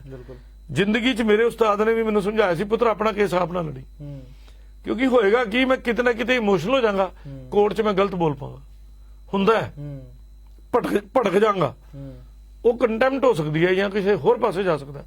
ਸੋ ਆਪਣਾ ਕੇਸ ਆਪ ਨੇ ਕਦੀ ਲੜਨਾ। ਅੰਮ੍ਰਿਤਸਰ ਵੀ ਮੇਰਾ ਜਿਹੜਾ ਕੇਸ ਹੈ ਮੈਂ ਆਪਣੇ ਇੱਕ ਦੋਸਤ ਵਕੀਲ ਸਾਹਿਬ ਨੂੰ ਦਿੱਤਾ ਹੈ ਕਿ ਨਹੀਂ ਭਾਜੀ ਨੋ ਡਾਊਟ ਮੈਂ ਤਿਆਰੀ ਪੂਰੀ ਕਰਾਉਣਾ, ਕਿਉਂਕਿ ਮੈਂ ਇੱਕ ਆਮ ਬੰਦੇ ਨਾਲੋਂ ਥੋੜਾ ਜਿਹਾ ਅੱਗੇ ਆ। ਸੋ ਮੈਂ ਕਾਗਜ਼ ਪੂਰੇ ਤਿਆਰ ਕਰਕੇ ਪ੍ਰੋਪਰ ਦਿੰਦਾ। ਉਸ ਤੋਂ ਬਾਅਦ ਉਹਨਾਂ ਦੀ ਡਿਸਕ੍ਰਿਪਸ਼ਨ ਹੁੰਦੀ ਹੈ ਕਿ ਕੀ ਲਿਖਣਾ ਕੀ ਕੱਟਣਾ, ਮੈਂ ਵਿੱਚ ਨਹੀਂ ਬੋਲਦਾ। ਜਿਹੜੀ ਪੈਰਵਾਈ ਕਰਨੀ ਪੈਂਦੀ ਹੈ ਮੈਂ ਬੰਦਾ ਰੱਖਿਆ, ਉਹਨੂੰ ਮੈਂ ਪੈਸੇ ਦੇਣਾ ਵੀ ਜਾ ਫਲਾਣੇ ਥਾਂ ਤੋਂ ਇਹ ਕਾਗਜ਼ ਕਢਾ, ਬਾਕੀ ਮਿੱਤਰਾਂ ਦਾ ਨਾਂ ਚੱਲਦਾ, ਇਸ ਕਰਕੇ ਉਹ ਕਾਗਜ਼ ਛੇਤੀ ਨਿਕਲ ਜਾਂਦਾ, ਜਿਹੜਾ ਆਮ ਬੰਦੇ ਦਾ ਥੋੜਾ ਲੇਟ ਨਿਕਲਦਾ ਜਾਂ ਕੋਈ ਭੜਕਾਉਂਦਾ। ਸੋ ਇਸ ਤਰ੍ਹਾਂ, ਪਰ ਠੀਕ ਹੈ ਸਿਸਟਮ 'ਚ ਖਰਾਬੀ ਹੈਗੀ ਹੈ, ਧੀਰੇ ਧੀਰੇ ਸੁਧਰੇਗੀ। ਦੂਜਾ ਕੇਸ ਵੀ ਆਪਾਂ ਡਿਸਕਸ ਕਰ ਲਈਏ, ਹਰਚਰਨ ਪੀਲੀਪੀਤ। ਹਾਂਜੀ, ਉਹ ਜਿਹੜਾ ਜਵਾਨ ਮੁੰਡਾ 18 ਸਾਲ ਦਾ ਜਿਹਨੂੰ ਕੁੜੀ ਨੇ ਬੁਲਾਇਆ ਸੀ ਤੇ ਕੁੱਟ ਕੇ ਮਾਰਤਾ ਸੀ, ਮਰਡਰ ਹੋਇਆ ਸੀ ਉਹਦਾ ਕੁੜੀ ਦੇ ਚਾਚੇ ਵੱਲੋਂ, ਰਿਸ਼ਤੇਦਾਰਾਂ ਵੱਲੋਂ। ਉਹਦੇ 'ਚ ਕਲੀਅਰ ਕਹਿ ਦਿੰਦਾ ਕਿ ਜਿਹੜੀ ਰੀਕ੍ਰੀਏਸ਼ਨ ਟੀਮ ਆਈ ਸੀ ਲਖਨਊ ਤੋਂ, ਉਹਨਾਂ ਨੇ ਰਿਪੋਰਟ ਬਣਾਈ ਹੈ, ਉਹਦੇ 'ਚ ਲਿਖਿਆ ਹੈ ਕਿ ਇਹ ਨਾਰਮਲ ਡੈਥ ਨਹੀਂ ਹੈ, ਮਰਡਰ ਹੈ। ਉਸ ਤੋਂ ਬਾਅਦ ਵੀ ਜਿਹੜਾ ਪਹਿਲਾ ਇੰਸਪੈਕਟਰ ਲੱਗਾ ਸੀ ਇਨੀਸ਼ੀਅਲ, ਜਿਹੜਾ 2.5 ਘੰਟੇ ਕੁੜੀ ਵਾਲਿਆਂ ਦੇ ਘਰੋਂ ਬਾਹਰ ਨਹੀਂ ਨਿਕਲਿਆ, ਤੇ ਜਿੰਨੇ ਇਹ ਕੇਸ ਤੁਰਤ ਮੁਰਤ ਕਰਾਇਆ ਬਈ ਇਹ ਐਕਸੀਡੈਂਟ ਬਣਾਤਾ ਕਰੰਟ ਵਾਲਾ, ਡਾਕਟਰਾਂ ਨੇ ਵੀ ਆਨਨ ਫਾਨਨ 'ਚ ਗਲਤੀ ਜ਼ਰੂਰ ਕੀਤੀ ਹੈ, ਔਰ ਉਸ ਆਨਨ ਫਾਨਨ 'ਚ ਇਹ ਜ਼ਰੂਰ ਲਿਖਿਆ ਕਰੰਟ ਲੱਗਾ ਹੈ, ਪਰ ਮੌਤ ਦਾ ਕਾਰਨ ਨਹੀਂ ਸੀ ਲਿਖਿਆ MLR 'ਚ, ਮੈਡੀਕਲ ਲੀਗਲ ਰਿਪੋਰਟ 'ਚ। ਔਰ ਉਸ ਪੁਆਇੰਟ ਨੂੰ ਚੁੱਕ ਕੇ ਆਪਾਂ ਆਬਜੈਕਸ਼ਨ ਪਾਈ ਸੀ, ਉਹਦੀ ਕਮੇਟੀ ਬਣ ਚੁੱਕੀ ਹੈ, ਪਰ ਅਫਸੋਸ ਦੀ ਗੱਲ ਹੈ ਕਿ ਹਲੇ ਤੱਕ ਕੁਝ ਨਹੀਂ ਹੋਇਆ ਉਹਦੇ 'ਚ। ਅਸੀਂ ਜਿਹੜੀਆਂ ਰਿਪੋਰਟਾਂ ਮੰਗੀਆਂ ਸੀ ਉਹ ਰਿਪੋਰਟਾਂ ਆ ਰਹੀਆਂ ਨੇ। ਹੁਣ ਉਹਦੇ ਵਾਸਤੇ ਇਸ ਅਪ੍ਰੈਲ ਦੀਆਂ ਛੁੱਟੀਆਂ 'ਚ ਸ਼ਾਇਦ ਲਖਨਊ ਬੈਂਚ ਹੈ ਹਾਈ ਕੋਰਟ ਦਾ, ਇਲਾਹਾਬਾਦ ਦਾ ਸੈਕੰਡ ਬੈਂਚ ਲਖਨਊ 'ਚ ਹੈ, ਤਾਂ ਲਖਨਊ ਬੈਂਚ ਕੇ ਅਸੀਂ ਆਪਣੀ ਫਰਿਆਦ ਲਾਉਣ ਜਾਵਾਂਗੇ ਤੇ ਹਾਈ ਕੋਰਟ 'ਚ ਕੇਸ ਦਾਇਰ ਕਰਾਂਗੇ। ਪਲੱਸ ਹੁਣ ਉਹੀ ਗੱਲ ਹੈ ਕਿ ਲਖਨਊ ਦੀ ਕੋਰਟ 'ਚ ਵੀ ਜਿਹੜੀ ਬਹਿਸ ਕਰਾਂਗਾ, ਮੈਂ ਪਹਿਲੀ ਬਹਿਸ ਕਰਕੇ ਆਵਾਂਗਾ, ਸੈਕੰਡ ਥਰਡ ਲਈ ਉੱਥੇ ਲੋਕਲ ਵਕੀਲ ਰੱਖਣੇ ਪੈਣਗੇ, ਕਿਉਂਕਿ ਮੈਂ ਵੀ ਹਰ ਪੇਸ਼ੀ ਤੇ ਨਹੀਂ ਪਹੁੰਚ ਸਕਦਾ। ਸੋ ਉਹਦੇ ਲਈ ਅਸੀਂ ਹਾਈ ਕੋਰਟ 'ਚ ਕੇਸ ਪਾਉਣ ਲੱਗੇ ਹਾਂ ਜੀ। ਸੋ ਇਹ ਮੋਟਾ ਮਸਲਾ ਜਿਹੜਾ ਸਾਹਮਣੇ ਆਇਆ ਉਹ ਇਹ ਹੈ। ਸੋ ਤੁਸੀਂ ਇਹ ਦੇਖੋ ਕਿ ਇਹ ਜਿਹੜਾ ਮਸਲਾ ਕਿੰਨਾ ਗੰਭੀਰ ਹੈ। ਮਸਲੇ ਦੇ ਉੱਤੇ ਚਰਚਾ ਕਰ ਲੈਂਦੇ ਹਾਂ ਥੋੜੀ ਜੀ ਕਿ ਤੁਸੀਂ ਆ ਵੇਖੋ ਕਿ ਇਨਸਾਨੀਅਤ ਕਿੰਨੀ ਗਿਰ ਚੁੱਕੀ ਹੈ। ਇੱਕ ਜਵਾਕ ਬੱਚੇ ਨੂੰ ਤੁਸੀਂ ਹਾਲੇ ਚਲੋ ਸਾਬਤ ਤਾਂ ਨਹੀਂ ਹੋਇਆ, ਕੇਸ ਚੱਲ ਰਿਹਾ ਹੈ, ਪਰ ਜਿਹੜੀਆਂ ਗੱਲਾਂ ਸਾਹਮਣੇ ਨਿਕਲ ਕੇ ਆਈਆਂ ਨੇ ਬਾਹਰ ਕਿ ਕਰੰਟ ਲਾਇਆ ਗਿਆ, ਕੁੱਟਮਾਰ ਕੀਤੀ ਗਈ, ਕਿੰਨਾ ਕੁ ਬੱਚਾ ਸੀ, ਕਿੰਨਾ ਕੁ ਜਵਾਕ ਸੀ ਉਹ ਕਿ ਜਿਸ ਦੇ ਨਾਲ ਇਹ ਚੀਜ਼ਾਂ ਕਰਨੀਆਂ ਬਣਦੀਆਂ ਸੀ। ਦੱਸੋ। ਜਦੋਂ ਦਿਮਾਗ ਤੇ ਭੂਤ ਸਵਾਰ ਹੋ ਜਾਏ, ਈਗੋ ਆ ਜਾਏ, ਤੇ ਫਿਰ ਕੁਝ ਵੀ ਜਾਇਜ਼ ਹੈ। ਉਹ ਕਹਿੰਦੇ ਨਾ ਅੱਤ ਖੁਦਾ ਦਾ ਵੈਰ, ਤੇ ਜਾਂ 1 ਮਿੰਟ ਦਾ ਗੁੱਸਾ ਉਹ ਕਿਤੇ ਹੋਰ ਲੈ ਜਾਂਦਾ ਬੰਦੇ ਨੂੰ। ਸੋ ਉਹ ਮੌਕੇ ਤੇ ਦੇਖੋ ਸੱਦਿਆ ਉਸ ਲੜਕੀ ਨੇ, ਇਹ ਪ੍ਰੂਫ ਪੱਕੇ ਹੈ। ਸੱਦਣ ਤੋਂ ਬਾਅਦ ਘਰ ਦੇ ਅੰਦਰ ਮਾਰਕੁੱਟ ਹੋਈ ਹੈ, ਇਹ ਸਬੂਤ ਸਾਹਮਣੇ ਹੈ, ਕਿਉਂਕਿ ਮੈਂ ਤੇ ਉਸ ਘਰ 'ਚ ਵੀ ਜਾ ਕੇ ਵੇਖ ਕੇ ਆਇਆ। ਅੱਛਾ ਜੀ। ਮੌਤ ਨਾਰਮਲ ਮੌਤ ਨਹੀਂ ਹੈ, ਨਾ ਕਰੰਟ ਲੱਗ ਕੇ ਹੋਈ ਹੈ, ਕੀਤਾ ਮਰਡਰ ਗਿਆ। ਜਿਹੜੇ ਫੋਨ ਤੋਂ ਕੁੜੀ ਨੇ ਗੱਲਬਾਤ ਕੀਤੀ ਉਹਨੂੰ ਅੱਗ ਲਾ ਕੇ ਸਾੜਿਆ ਗਿਆ। ਮੈਂ ਤਾਂ ਯਕੀਨ ਰੱਖਦਾ, ਪਰ ਚਲੋ ਹਲੇ ਅਦਾਲਤ ਨੇ ਉਹਨੂੰ ਅਦਾਲਤ ਨੇ ਤੇ ਪਹੁੰਚੇ ਨਹੀਂ, ਪੁਲਿਸ ਨੇ ਉਹਨੂੰ ਸ਼ੱਕ ਦੇ ਘੇਰੇ 'ਚ ਜੇ ਰੱਖਿਆ ਤੇ ਪੁਲਿਸ ਨੂੰ ਮੈਨੇਜ ਕੀਤਾ ਜਾ ਰਿਹਾ। ਬਿਲਕੁਲ, ਤੁਸੀਂ ਜਿੱਦਾਂ ਜ਼ਿਕਰ ਕੀਤਾ ਕਹਿੰਦੇ 2 ਘੰਟੇ 2.5 ਘੰਟੇ ਜਿਹੜਾ ਇੰਸਪੈਕਟਰ ਉਹ ਨਿਕਲਿਆ ਤੇ ਸ਼ਾਇਦ ਚੱਲ ਰਹੀ ਹੋਣੀ ਕੋਈ ਗੱਲਬਾਤ, ਸੈਟਿੰਗ। ਸਿੱਧੀ ਗੱਲ ਕਹੂੰਗਾ, ਸੈਟਿੰਗ। ਨਹੀਂ ਤਾਂ ਉਹਨੇ ਕਿਹੜਾ ਕ੍ਰਾਈਮ ਸੀਨ ਬਣਾਇਆ, ਕੀ ਚੈੱਕ ਕੀਤਾ। ਜੇ ਉਹ 2.5 ਘੰਟੇ ਉੱਥੇ ਰਿਹਾ ਤੇ ਜਦੋਂ ਬੱਚੇ ਨੂੰ ਕੁੱਟਿਆ ਗਿਆ ਉਹਦੇ ਵਾਲਾਂ ਤੋਂ ਵੀ ਫੜਿਆ ਗਿਆ, ਉਹਦੇ ਵਾਲ ਵੀ ਘਰ ਡਿੱਗੇ ਹੋਣਗੇ ਜ਼ਰੂਰ। ਬਿਲਕੁਲ, ਮੇਰੇ ਛੋਟੇ ਜਿਹੇ ਵਾਲ ਨੇ, ਜੇ ਮੈਂ ਇਹਨਾਂ ਨੂੰ ਵੀ ਪੁੱਟਾਂਗਾ ਉਹ ਚੋਂ ਕੋਈ ਡਿੱਗੇਗਾ। ਕੋਈ ਕੁੱਤੇ ਨਹੀਂ ਸੰਘਾਏ ਗਏ ਉੱਥੇ। ਡੌਗ ਸਕਾਡ ਮਹੀਨੇ ਬਾਅਦ ਲੈ ਕੇ ਗਏ ਜਦੋਂ 3 ਵਾਰੀ ਮੀਂਹ ਪੈ ਚੁੱਕਾ ਹੈ, ਤੇ ਕੀ ਫਾਇਦਾ ਆ। ਬਿਲਕੁਲ ਜੀ, ਬਿਲਕੁਲ। ਸੋ ਨੋ ਡਾਊਟ ਜਾਣਬੁੱਝ ਕੇ ਉਹਦੇ ਚ ਡਿਲੇ ਕੀਤੀ ਗਈ ਬੰਦਿਆਂ ਨੂੰ ਬਚਾਉਣ ਦੇ ਚੱਕਰ ਚ। ਬਟ ਇੱਕ ਗੱਲ ਦੱਸ ਦਿੰਨੇ ਆ, ਬਦਦੁਆ ਜਿਹੜੀ ਹੈ ਨਾ ਉਹ ਅਸਰ ਕਰਦੀ ਹੈ। ਬਾਕੀ ਚਲੋ ਕਾਨੂੰਨ ਸਾਡਾ ਰੱਬ ਦੇ ਘਰ ਦੇਰ ਹੈ, ਹਨੇਰ ਨਹੀਂ ਹੈਗੀ। ਬਟ ਅਫਸੋਸ ਇਹੋ ਹੀ ਹੈ ਕਿ ਜਿਨ੍ਹਾਂ ਬੰਦਿਆਂ ਨੂੰ ਚੌਂਕੀਦਾਰਾ ਦਿੱਤਾ ਹੈ ਉਹ ਖਾਂਦੇ ਪਏ ਨੇ ਖੇਤ ਨੂੰ। ਸੋ ਦੇਖਦੇ ਆ ਕੀ ਸੁਧਾਰ ਹੁੰਦਾ ਹੈ, ਕਿਸ ਤਰ੍ਹਾਂ ਕੰਮ ਚੱਲਦਾ ਹੈ। ਸੋ ਇੱਕ ਹੋਰ ਮੁੱਦਾ ਆਇਆ ਉੱਥੋਂ ਦਾ, ਉਹਦੇ ਵਿੱਚ ਲੜਕੀ ਦੇ ਘਰ ਬਾਥਰੂਮ ਨੂੰ ਟਾਟ ਲਾ ਕੇ ਬਾਥਰੂਮ ਦਾ ਦਰਵਾਜ਼ਾ ਬਣਿਆ ਹੋਇਆ ਤੇ ਕੱਪੜੇ ਦੀ ਕੁੰਡੀ ਨਾਲ ਕੁੰਡੀ ਬਣਦੀ ਹੈ। ਠੀਕ ਹੈ। ਇਹੋ ਜੀ ਲੜਕੀ ਦੇ ਘਰ 'ਚ ਸ਼ਾਦੀ ਹੁੰਦੀ ਹੈ ਸਿਰਫ ਆਇਲਸ ਤੇ ਬੈਂਡ ਕਰਕੇ। ਅੱਛਾ ਜੀ। ਮੁੰਡੇ ਵਾਲੇ 30 ਲੱਖ ਰੁਪਇਆ ਲਾਉਂਦੇ ਨੇ, ਕੁੜੀ ਬਾਹਰ ਚਲ ਜਾਂਦੀ ਹੈ ਕੈਨੇਡਾ।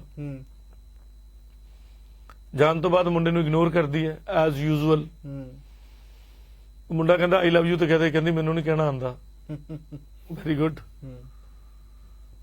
ਜਦ ਕਿ ਕਿਸੇ ਤਰੀਕੇ ਅਸੀਂ ਡਿਟੈਕਟਿਵ ਟੀਮ ਲਾ ਕੇ ਜਾਂ ਕੁਝ ਵੀ ਉਹਦੀਆਂ ਕਾਲ ਰਿਕਾਰਡਸ ਕਢਾਈਆਂ, ਜਿਹਦੇ ਵਿੱਚ ਸਾਨੂੰ ਇਹ ਦੇਖਣ ਨੂੰ ਮਿਲਿਆ ਉਹ ਲੜਕੀ ਦੇ ਐਟ ਏ ਟਾਈਮ 4 ਬॉयਫ੍ਰੈਂਡ ਨੇ। ਅੱਛਾ। ਐਟ ਏ ਟਾਈਮ ਕੋਈ ਜਾਨੀ ਹੈ, ਕੋਈ ਜਾਨੂ ਹੈ, ਕੋਈ ਲੂਬੀ ਹੈ, ਕੋਈ ਡੂਬੀ ਹੈ। ਔਰ ਉਹ ਲੜਕੀ ਬਹੁਤ ਕੁਝ ਕਹਿੰਦੀ ਹੈ ਕਿ ਮੈਂ ਤੇਰੇ ਨਾਲ ਹਰ ਹੱਦ ਤੱਕ ਜਾਣ ਨੂੰ ਤਿਆਰ ਹਾਂ, ਜਾਂ ਜਿੱਥੇ ਜਾ ਚੁੱਕੀ ਹੈ ਉਹ ਵਾਲੀਆਂ ਗੱਲਾਂ ਵੀ ਐਕਸਪਲੇਨ ਕਰਦੀ ਹੈ। ਤੇ ਹਸਬੈਂਡ ਨੂੰ ਕਹਿੰਦੀ ਮੈਨੂੰ ਆਈ ਲਵ ਯੂ ਨਹੀਂ ਕਹਿਣਾ ਹੁੰਦਾ। ਪੈਸਾ ਉਹਦਾ ਲਵਾਇਆ ਔਰ ਬਦਨੀਤੀ ਦੀ ਹਰ ਹੱਦ ਤੱਕ ਉਹ ਪਰਿਵਾਰ ਜਾ ਚੁੱਕਾ ਹੈ। ਕਿਉਂ ਕਰਦੇ ਨੇ ਲੋਕ, ਕੀ ਰੀਜ਼ਨ ਹੈ? ਮਤਲਬ ਜੇ ਤੁਸੀਂ ਬੈਂਡ ਲੈ ਲੈ, ਕੋਈ ਏਡੀ ਵੱਡੀ ਤੋਪ ਨਹੀਂ ਚਲਾ ਲਈ, ਪਰ ਜਿਹਦੇ ਪੈਸੇ ਲਵਾਏ ਜੇ, ਬੈਂਡ ਤੇ ਪੜ੍ਹਾਈ ਕਰਕੇ ਲੈ ਹੀ ਸਕਦਾ ਕੋਈ ਵੀ, ਪਰ ਪੈਸੇ ਲਵਾਉਣੇ ਜਿੰਨੇ ਸਾਰੀ ਉਮਰ ਚ ਇਕੱਠੇ ਕੀਤੇ ਸੀ ਉਹ ਛੱਡੇਗਾ। ਬਿਲਕੁਲ ਜੀ। ਸੋ ਮਤਲਬ ਗੱਲ ਹੋਈ ਹੈ ਕਿ ਭਾਜੀ ਕਹਿੰਦੇ ਸੀ ਵੀ ਪਹਿਲੇ ਵਾਲੇ ਭਾਜੀ ਵੀ ਏਦਾਂ ਨਾ ਬੋਲੋ, ਪਰ ਸੱਚਾਈ ਤੇ ਹੋਈ ਹੈ ਹਾਂਜੀ ਕਿ ਇਹ ਲੋਕ ਨੀਤਾ ਖਰਾਬ ਕਰੀ ਬੈਠੇ ਨੇ। ਔਰ ਮੈਂ ਭਾਜੀ ਚੰਡੀਗੜ੍ਹ ਦਾ ਰਹਿਣ ਵਾਲਾ। ਬਿਲਕੁਲ ਜੀ। ਅੰਮ੍ਰਿਤਸਰ ਦਾ ਰਹਿ ਕੇ ਆਇਆ। ਬਿਲਕੁਲ ਜੀ। ਮੇਰੇ ਕੋਲ ਇੰਨੀ ਮਜਬੂਰੀ ਹੁੰਦੀ ਕਿ ਮੇਰਾ ਅੰਮ੍ਰਿਤਸਰ ਜਾ ਕੇ ਕੇਸ ਨਹੀਂ ਲੜਿਆ ਜਾਂਦਾ ਮੇਰੇ ਕੋਲੋਂ। ਜੇ ਮੈਂ ਜਾਣਾ ਵੀ ਹੈ ਤਾਂ ਮੇਰੇ ਕੋਲ ਬੜਾ ਲਿਮਿਟਿਡ ਟਾਈਮ ਹੁੰਦਾ। ਮੈਂ ਆਪਣੀ ਕਾਰ 'ਚ ਜਾਣਾ, ਕਾਰ 'ਚ ਆਣਾ, ਫਿਰ ਵੀ ਮੇਰੇ ਕੋਲ ਲਿਮਿਟਿਡ ਟਾਈਮ ਹੁੰਦਾ ਹੈ ਕੰਮ ਕਰਨ ਦਾ। ਮੇਰੀ ਦੌੜ ਪਈ ਹੁੰਦੀ, ਮੈਂ ਵਾਪਸ ਆ ਜਾ। ਸੋ ਕਿੱਦਾਂ ਹੋ ਜੂ? ਜਿਹੜਾ ਵਿਚਾਰਾ ਆਇਆ ਹੀ ਕੈਨੇਡਾ ਤੋਂ ਹੈ, ਬਿਲਕੁਲ ਜੀ। ਅਗਲੀ ਥ੍ਰੈਟ ਪਰਸੈਪਸ਼ਨ ਕੀ ਹੈ ਕੈਨੇਡਾ ਵਾਲੇ ਭੈਣ ਭਰਾਵਾਂ ਨੂੰ? ਜਿਹੜਾ ਇੱਥੇ ਬੇਈਮਾਨ ਉਹਨਾਂ ਦਾ ਸਗਾ ਸੰਬੰਧੀ ਬੈਠਾ ਹੈ, ਚਾਹੇ ਉਹ ਗੁਆਂਢੀ ਹੈ ਤੇ ਚਾਹੇ ਉਹ ਪ੍ਰਾਪਰਟੀ ਡੀਲਰ ਹੈ ਤੇ ਚਾਹੇ ਕੋਈ ਵੀ ਹੈ, ਉਹ ਟਾਰਗੇਟ ਤੇ ਹੈ ਵੀ ਇਹ ਬੰਦਾ NRI ਆਇਆ, ਕੋਈ ਵੀ ਬੰਦਾ ਫੜ ਕੇ ਉਹਨੂੰ ਅੱਜ 500 ਰੁਪਇਆ ਦਿਓ ਵੀ ਇਹਨੂੰ ਧੱਕਾ ਮਾਰ ਲੈ ਤੇ ਛਿੱਤਰੋ ਛਿੱਤਰੀ ਹੋ ਜਾ ਤੇ ਥਾਣੇ ਜਾ ਕੇ ਕੰਪਲੇਂਟ ਕਰਾ ਦਿੰਦੇ ਆ। ਉਹ ਜਦੋਂ ਇਹੋ ਜੀ ਕੰਪਲੇਂਟ ਹੋਣੀ, ਉਹਨੂੰ ਡਰ ਕੇ ਪਿੱਛੇ ਭੱਜ ਲੈਣਾ। ਬਿਲਕੁਲ। ਪੁਲਿਸ ਨੇ ਉਹਦੀ ਐਬਸੈਂਸ ਉਹਦੇ ਤੇ ਪਰਚਾ ਦੇ ਦੇਣਾ, ਪੁਲਿਸ ਵਾਲਿਆਂ ਨੇ ਪੈਸੇ ਖਾ ਲੈਣੇ। ਸੋ ਇਹਨਾਂ ਮੁੱਦਿਆਂ ਦੇ ਉੱਤੇ ਅਸੀਂ ਆਪਣੇ CM ਸਾਹਿਬ ਨੂੰ ਜਿਹੜੇ ਨਵੇਂ ਨੇ ਅਗਾਹ ਕਰ ਰਹੇ ਹਾਂ। ਅਪੀਲ ਵੀ ਕਰਦੇ ਇੱਕ ਮੋਡਸ ਨਹੀਂ, ਮੈਂ ਕਰ ਵੀ ਚੁੱਕਾ। ਮੇਰੇ ਆਪਣੀ ਜਿਹੜੀ ਆਮ ਆਦਮੀ ਪਾਰਟੀ ਦੇ ਜਿਹੜੇ ਕਨਵੀਨਰ ਨੇ ਉਹਨਾਂ ਦੇ ਥਰੂ ਪ੍ਰੋਸੈਸ 'ਚ ਮੈਂ ਇਹ ਚੀਜ਼ਾਂ ਦੱਸੀਆਂ ਔਰ ਬਹੁਤ ਜਲਦੀ ਮੈਂ ਮੁਲਾਕਾਤ ਵੀ ਕਰਾਂਗਾ। ਔਰ ਮੈਂ ਮੋਡਸ ਆਪਰੈਂਡੀ ਦੱਸਣੀ ਹੈ ਕਿ NRI ਦੀ ਜ਼ਮੀਨ ਨੂੰ ਹੜੱਪਣ ਲਈ ਜਿਹੜੇ ਵੀ ਉਹਨਾਂ ਦੇ ਖੈਰ ਖਵਾ ਨੇ ਉਹ ਕੀ ਕਰਦੇ ਨੇ। ਸੋ ਉਹਦੇ ਉੱਤੇ ਕੋਈ ਲਾਅ ਬਣਾਉਣ ਦੀ ਗੱਲ ਕਰਾਂਗੇ।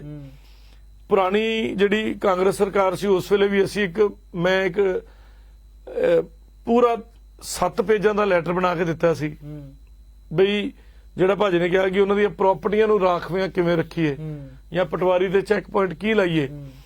ਸੋ ਉਹਨਾਂ ਚੀਜ਼ਾਂ ਦੇ ਉੱਤੇ ਸ਼ੁਰੂਆਤ ਕੀਤੀ ਸੀ। ਕੁਝ ਸ਼ੁਰੂਆਤ ਹੋਈ ਸੀ, ਇੱਕ ਅਸੀਂ ਫੋਰਮ ਬਣਾਉਣ ਲੱਗੇ ਸੀ, ਕੌਂਸਲ ਬਣਾਉਣ ਲੱਗੇ ਸੀ NRI ਵਾਸਤੇ। ਉਹ ਕੌਂਸਲ ਸੈਂਟਰ ਪੁਆਇੰਟ ਸੀ ਤੁਹਾਡੇ ਰੈਵਨਿਊ, ਤੁਹਾਡੇ ਈਵਨ FIR ਹੋਈਆਂ ਉਹਦੇ ਮਸਲੇ ਦੇਖਣ ਲਈ। ਇੱਕ ਮਤਲਬ NGO ਵੀ ਨਹੀਂ ਕਹਿ ਸਕਦਾ ਮੈਂ, ਇੱਕ ਪ੍ਰਾਈਵੇਟ ਐਂਟੀਟੀ ਸੀ ਜਿਹੜੀ ਫੀਸ ਲਏਗੀ ਔਰ ਪਰ ਤੁਹਾਡੀ ਪੈਰਵਾਈ ਕਰੇਗੀ। ਉਹ ਪੂਰੇ ਪੰਜਾਬ ਦੇ ਹਰ ਡਿਸਟ੍ਰਿਕਟ, ਹਰ ਕਸਬੇ, ਹਰ ਸ਼ਹਿਰ ਤੱਕ ਆਪਣੀ ਵਲੰਟੀਅਰ ਟੀਮ ਰੱਖੇਗੀ, ਉਹਦੀ ਪੇਮੈਂਟ ਦੇਣਗੇ NRI ਦੇ ਔਰ ਉਹਦੇ ਲਈ ਉਹ ਪੈਰਵਾਈ ਕੀਤੀ ਜਾਏਗੀ ਜਿਹੜੀ ਮੈਂ ਗੱਲ ਕੀਤੀ ਹੈ। ਇੱਕ ਮੈਂ ਤੁਹਾਡੀ ਗੱਲ ਕੰਟੀਨਿਊ ਕਰਦੇ ਹਾਂ ਆਪਾਂ। ਦਰਸ਼ਕਾਂ ਨੂੰ ਇੱਕ ਗੱਲ ਦੱਸ ਦਵਾਂ ਕਿਉਂਕਿ ਸ਼ੋਅ ਦੇ ਸਾਡੇ ਕੋਲ ਗਿਣਵੇਂ ਚੁਣਵੇਂ 10 ਮਿੰਟ ਰਹਿ ਗਏ ਨੇ ਜੀ, ਕਿਉਂਕਿ ਬਾਅਦ ਦੇ ਵਿੱਚ ਫਿਰ ਤੁਸੀਂ ਸੋਚੋ ਕਿ ਅਸੀਂ ਕਾਲ ਨਹੀਂ ਕਰ ਸਕੇ, ਸਾਨੂੰ ਸਮਾਂ ਨਹੀਂ ਮਿਲ ਸਕਿਆ ਗੱਲਬਾਤ ਕਰਨ ਦਾ। ਉਸ ਦੀ ਬਜਾਏ ਤੁਸੀਂ ਹੁਣੇ ਫੋਨ ਚੁੱਕ ਕੇ ਕਾਲ ਕਰ ਸਕਦੇ ਹੋ, ਲਾਈਵ ਤੁਸੀਂ ਗੱਲਬਾਤ ਕਰ ਸਕਦੇ ਹੋ।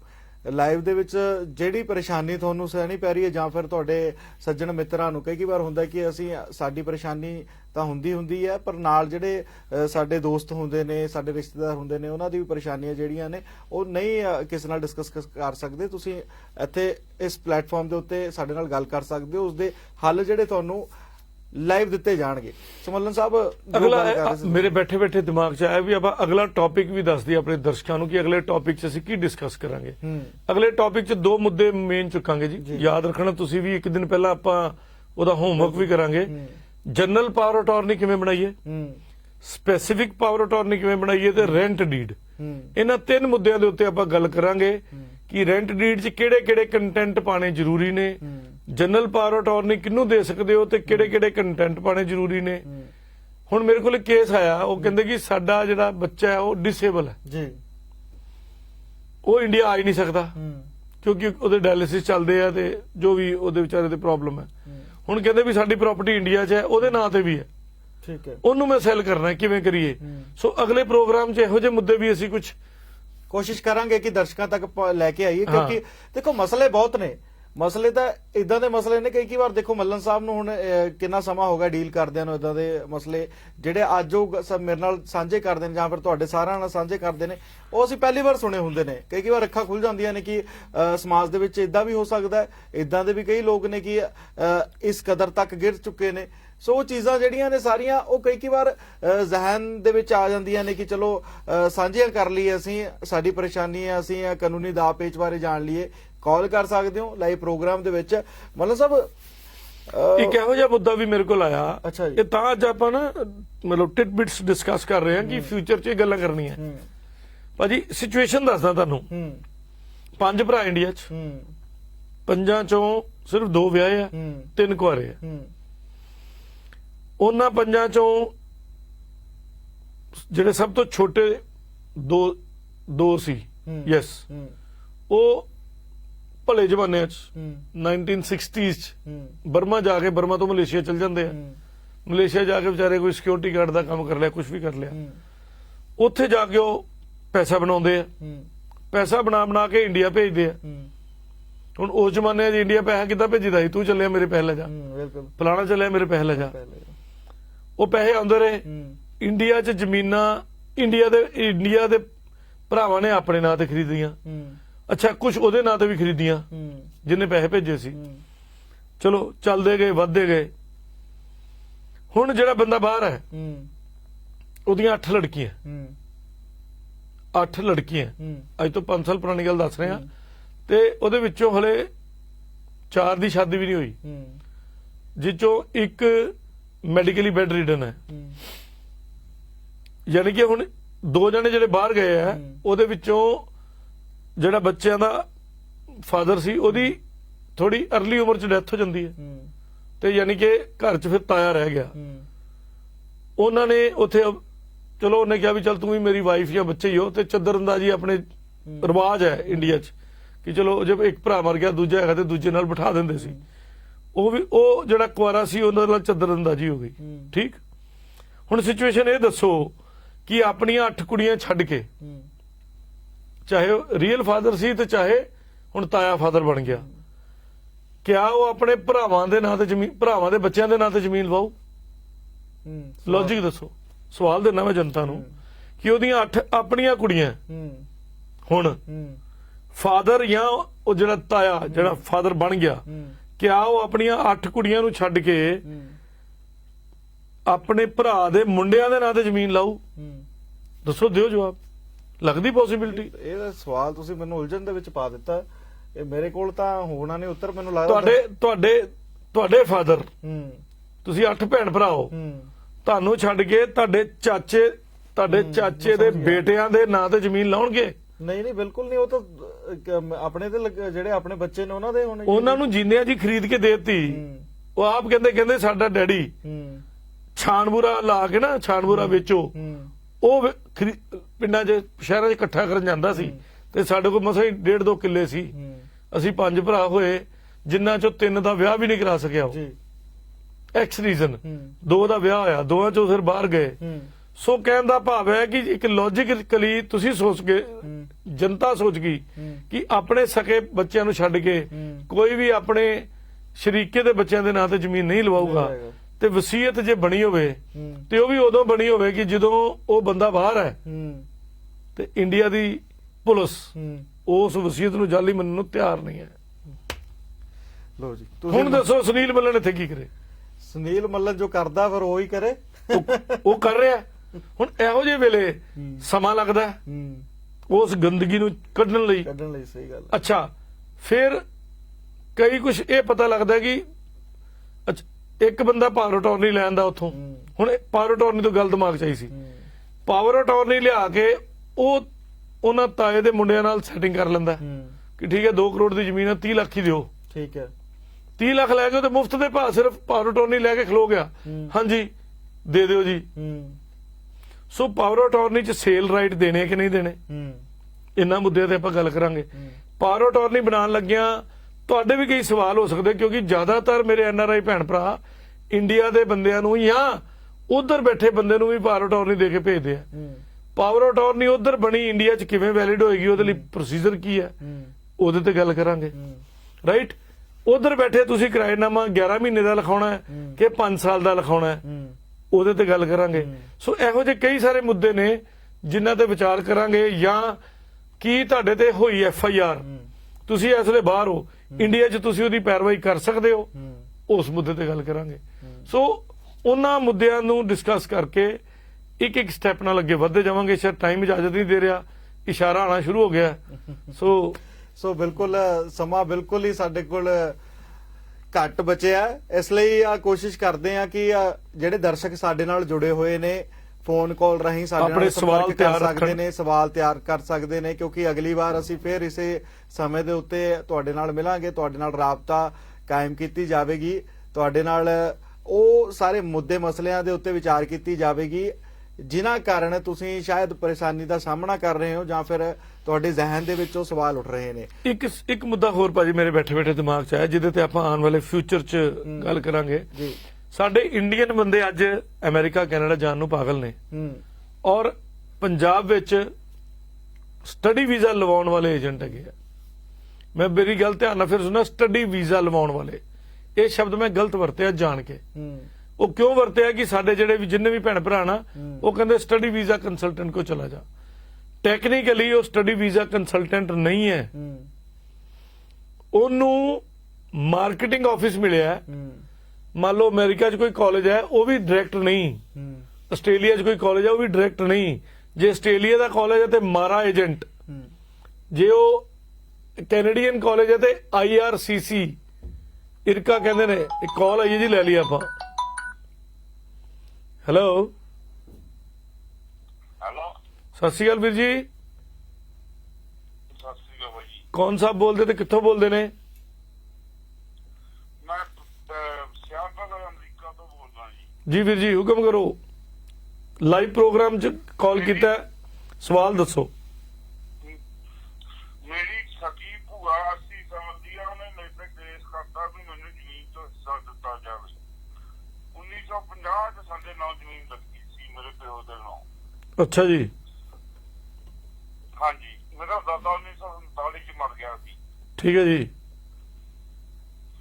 ਮੇਰੀ ਭੂਆ 80 ਸਾਲ ਦੀ, ਉਹਨੇ ਚੱਕ ਕੇ ਕੇਸ ਸੁਲਤਾਨ ਨੇ ਤੇ ਮੇਰੇ ਲੜੀ ਸਟੇ, ਮੈਨੂੰ ਹੁਣ ਵੇਚਣ ਨਹੀਂ ਦਿੰਦੀ। ਭਾਜੀ ਕਾਨੂੰਨੀ ਤੌਰ ਤੇ 2 ਸਾਲ ਦੀ ਲਿਮਿਟੇਸ਼ਨ ਪੀਰੀਅਡ ਸੀ ਤੇ 1950 ਤੋਂ ਬਾਅਦ ਹੁਣ ਤਾਂ 70-72 ਸਾਲ ਬੀਤ ਗਏ। ਉਹ ਕੋਈ ਹੋਰ ਲਕੂਨਾ ਜ਼ਰੂਰ ਹੋਣਾ, ਜਾਂ ਤਾਂ ਮੈਨੂੰ ਕਾਗਜ਼ ਪੜਾਓ ਇੱਕ ਵਾਰੀ। ਹਾਂਜੀ, ਉਹ ਕਾਗਜ਼ ਪੜਾਣੇ ਪੈਣਗੇ, ਉਸ ਕਾਗਜ਼ਾਂ ਦੇ ਬੇਸ ਤੇ ਮੈਂ ਤੁਹਾਨੂੰ ਦੱਸ ਸਕਦਾ ਸਟੇ ਟੁੱਟਣੀ ਹੈ ਕਿ ਨਹੀਂ ਟੁੱਟਣੀ, ਜਾਂ ਜੇ ਉਹਨੇ ਕੇਸ ਕੀਤਾ ਜੈਨੂਨ ਕੀਤਾ ਕਿ ਗਲਤ ਕੀਤਾ।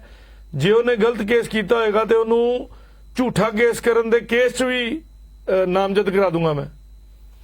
ਟੈਕਨੀਕਲੀ ਦੇਖੋ, ਮੇਰੀ ਜ਼ਮੀਨ ਹੋਵੇ, ਮੈਂ ਸਾਰੇ ਦਰਸ਼ਕਾਂ ਨੂੰ ਇੱਥੇ ਮੋਟੀ-ਮੋਟੀ ਗੱਲ ਸਮਝਾ ਦਿੰਦਾ। ਮੰਨ ਲਓ ਜਿਵੇਂ ਭਾਜੀ ਦੇ ਪਾਪਾ ਨੇ ਜ਼ਮੀਨ 1950 'ਚ ਇਹਨਾਂ ਦੇ ਪਾਪਾ ਦੇ ਨਾਂ ਤੇ ਲੱਗ ਗਈ, ਠੀਕ ਹੈ ਜੀ। ਉਸ ਤੋਂ ਬਾਅਦ ਇਹਨਾਂ ਦੇ ਦਾਦਾ ਜੀ ਨੇ ਲਵਾਤੀ ਤੇ 50 ਤੋਂ ਬਾਅਦ 2 ਸਾਲ ਲਿਮਿਟੇਸ਼ਨ ਪੀਰੀਅਡ ਹੈ। ਉਸ ਤੋਂ ਬਾਅਦ ਹੱਕ ਨਹੀਂ ਬਚਦਾ। ਹੁਣ ਉਹ ਪੀਰੀਅਡ ਤੋਂ ਬਾਅਦ ਕੀ ਲਕੂਨਾ ਉਹਨਾਂ ਨੇ ਵਰਤਿਆ ਜਿਹਦੇ ਕਰਕੇ ਉਹਨਾਂ ਨੇ ਸਟੇ ਲਵਾ ਲਈ ਹੈ। ਕਿਹੜੇ ਸ਼ਹਿਰ ਦਾ ਕੇਸ ਹੈ ਵੀਰ ਜੀ? ਲੁਧਿਆਣਾ। ਤੁਸੀਂ ਮੈਨੂੰ ਸਿਰਫ ਕੇਸ ਦੇ ਪੇਪਰ 'ਚ ਭੇਜ ਸਕੋਗੇ ਤੇ ਭੇਜਣਾ ਜਿਹੜੇ ਭੂਆ ਨੇ ਕੀਤੇ ਆ, ਤੇ ਉਹਦੇ ਵਿੱਚ ਮੈਂ ਦੇਖ ਦਊਂਗਾ ਬਈ ਉਹ ਕੇਸ ਵੈਲਿਡ ਹੈ ਕਿ ਇਨਵੈਲਿਡ ਕੇਸ ਹੈ। ਜੇ ਉਹ ਇਨਵੈਲਿਡ ਕੇਸ ਹੋਇਆ ਤਾਂ ਵੀ ਆਪਾਂ ਠੀਕ ਕਰਾ ਦਾਂਗੇ, ਜੇ ਸਹੀ ਕੇਸ ਹੋਇਆ ਤੇ ਤੁਹਾਨੂੰ ਰਸਤਾ ਸਮਝਾ ਦਾਂਗੇ ਵੀ ਇਹਦੇ 'ਚ ਕੀ ਕੀ ਰਸਤੇ ਤੁਸੀਂ ਅਪਣਾ ਸਕਦੇ ਹੋ। ਠੀਕ ਹੈ ਜੀ। ਠੀਕ ਹੈ ਵੀਰ ਜੀ, ਧੰਨਵਾਦ ਕਾਲ ਕਰਨ ਲਈ ਜੀ। ਠੀਕ, ਧੰਨਵਾਦ। ਧੰਨਵਾਦ। ਸੋ ਇਸੇ ਦੇ ਨਾਲ ਦੱਸੋ, ਹੁਣ ਮੈਂ ਹੁਣੇ ਕਹਿ ਕੇ ਹਟਿਆ, ਉਹ ਸੱਚਾਈ ਹੈ ਕਿ ਨੀਤ ਵੇਖੋ 50 ਤੋਂ ਬਾਅਦ ਅੱਜ 72 ਸਾਲਾਂ ਬਾਅਦ 80 ਸਾਲ ਦੀ ਭੂਆ 72 ਸਾਲਾਂ ਬਾਅਦ ਅੱਜ ਉਹਨਾਂ ਨੂੰ ਯਾਦ ਆਇਆ। ਹੁਣ ਇਹਦੇ ਵਿੱਚ ਵੀ ਅਪਫਰੰਟ ਮੈਂ ਨਹੀਂ ਕਹਿ ਸਕਦਾ ਭੂਆ ਗਲਤ ਹੈ ਕਿ ਕਿਤੇ ਹੋਰ ਗਲਤੀ ਹੈ।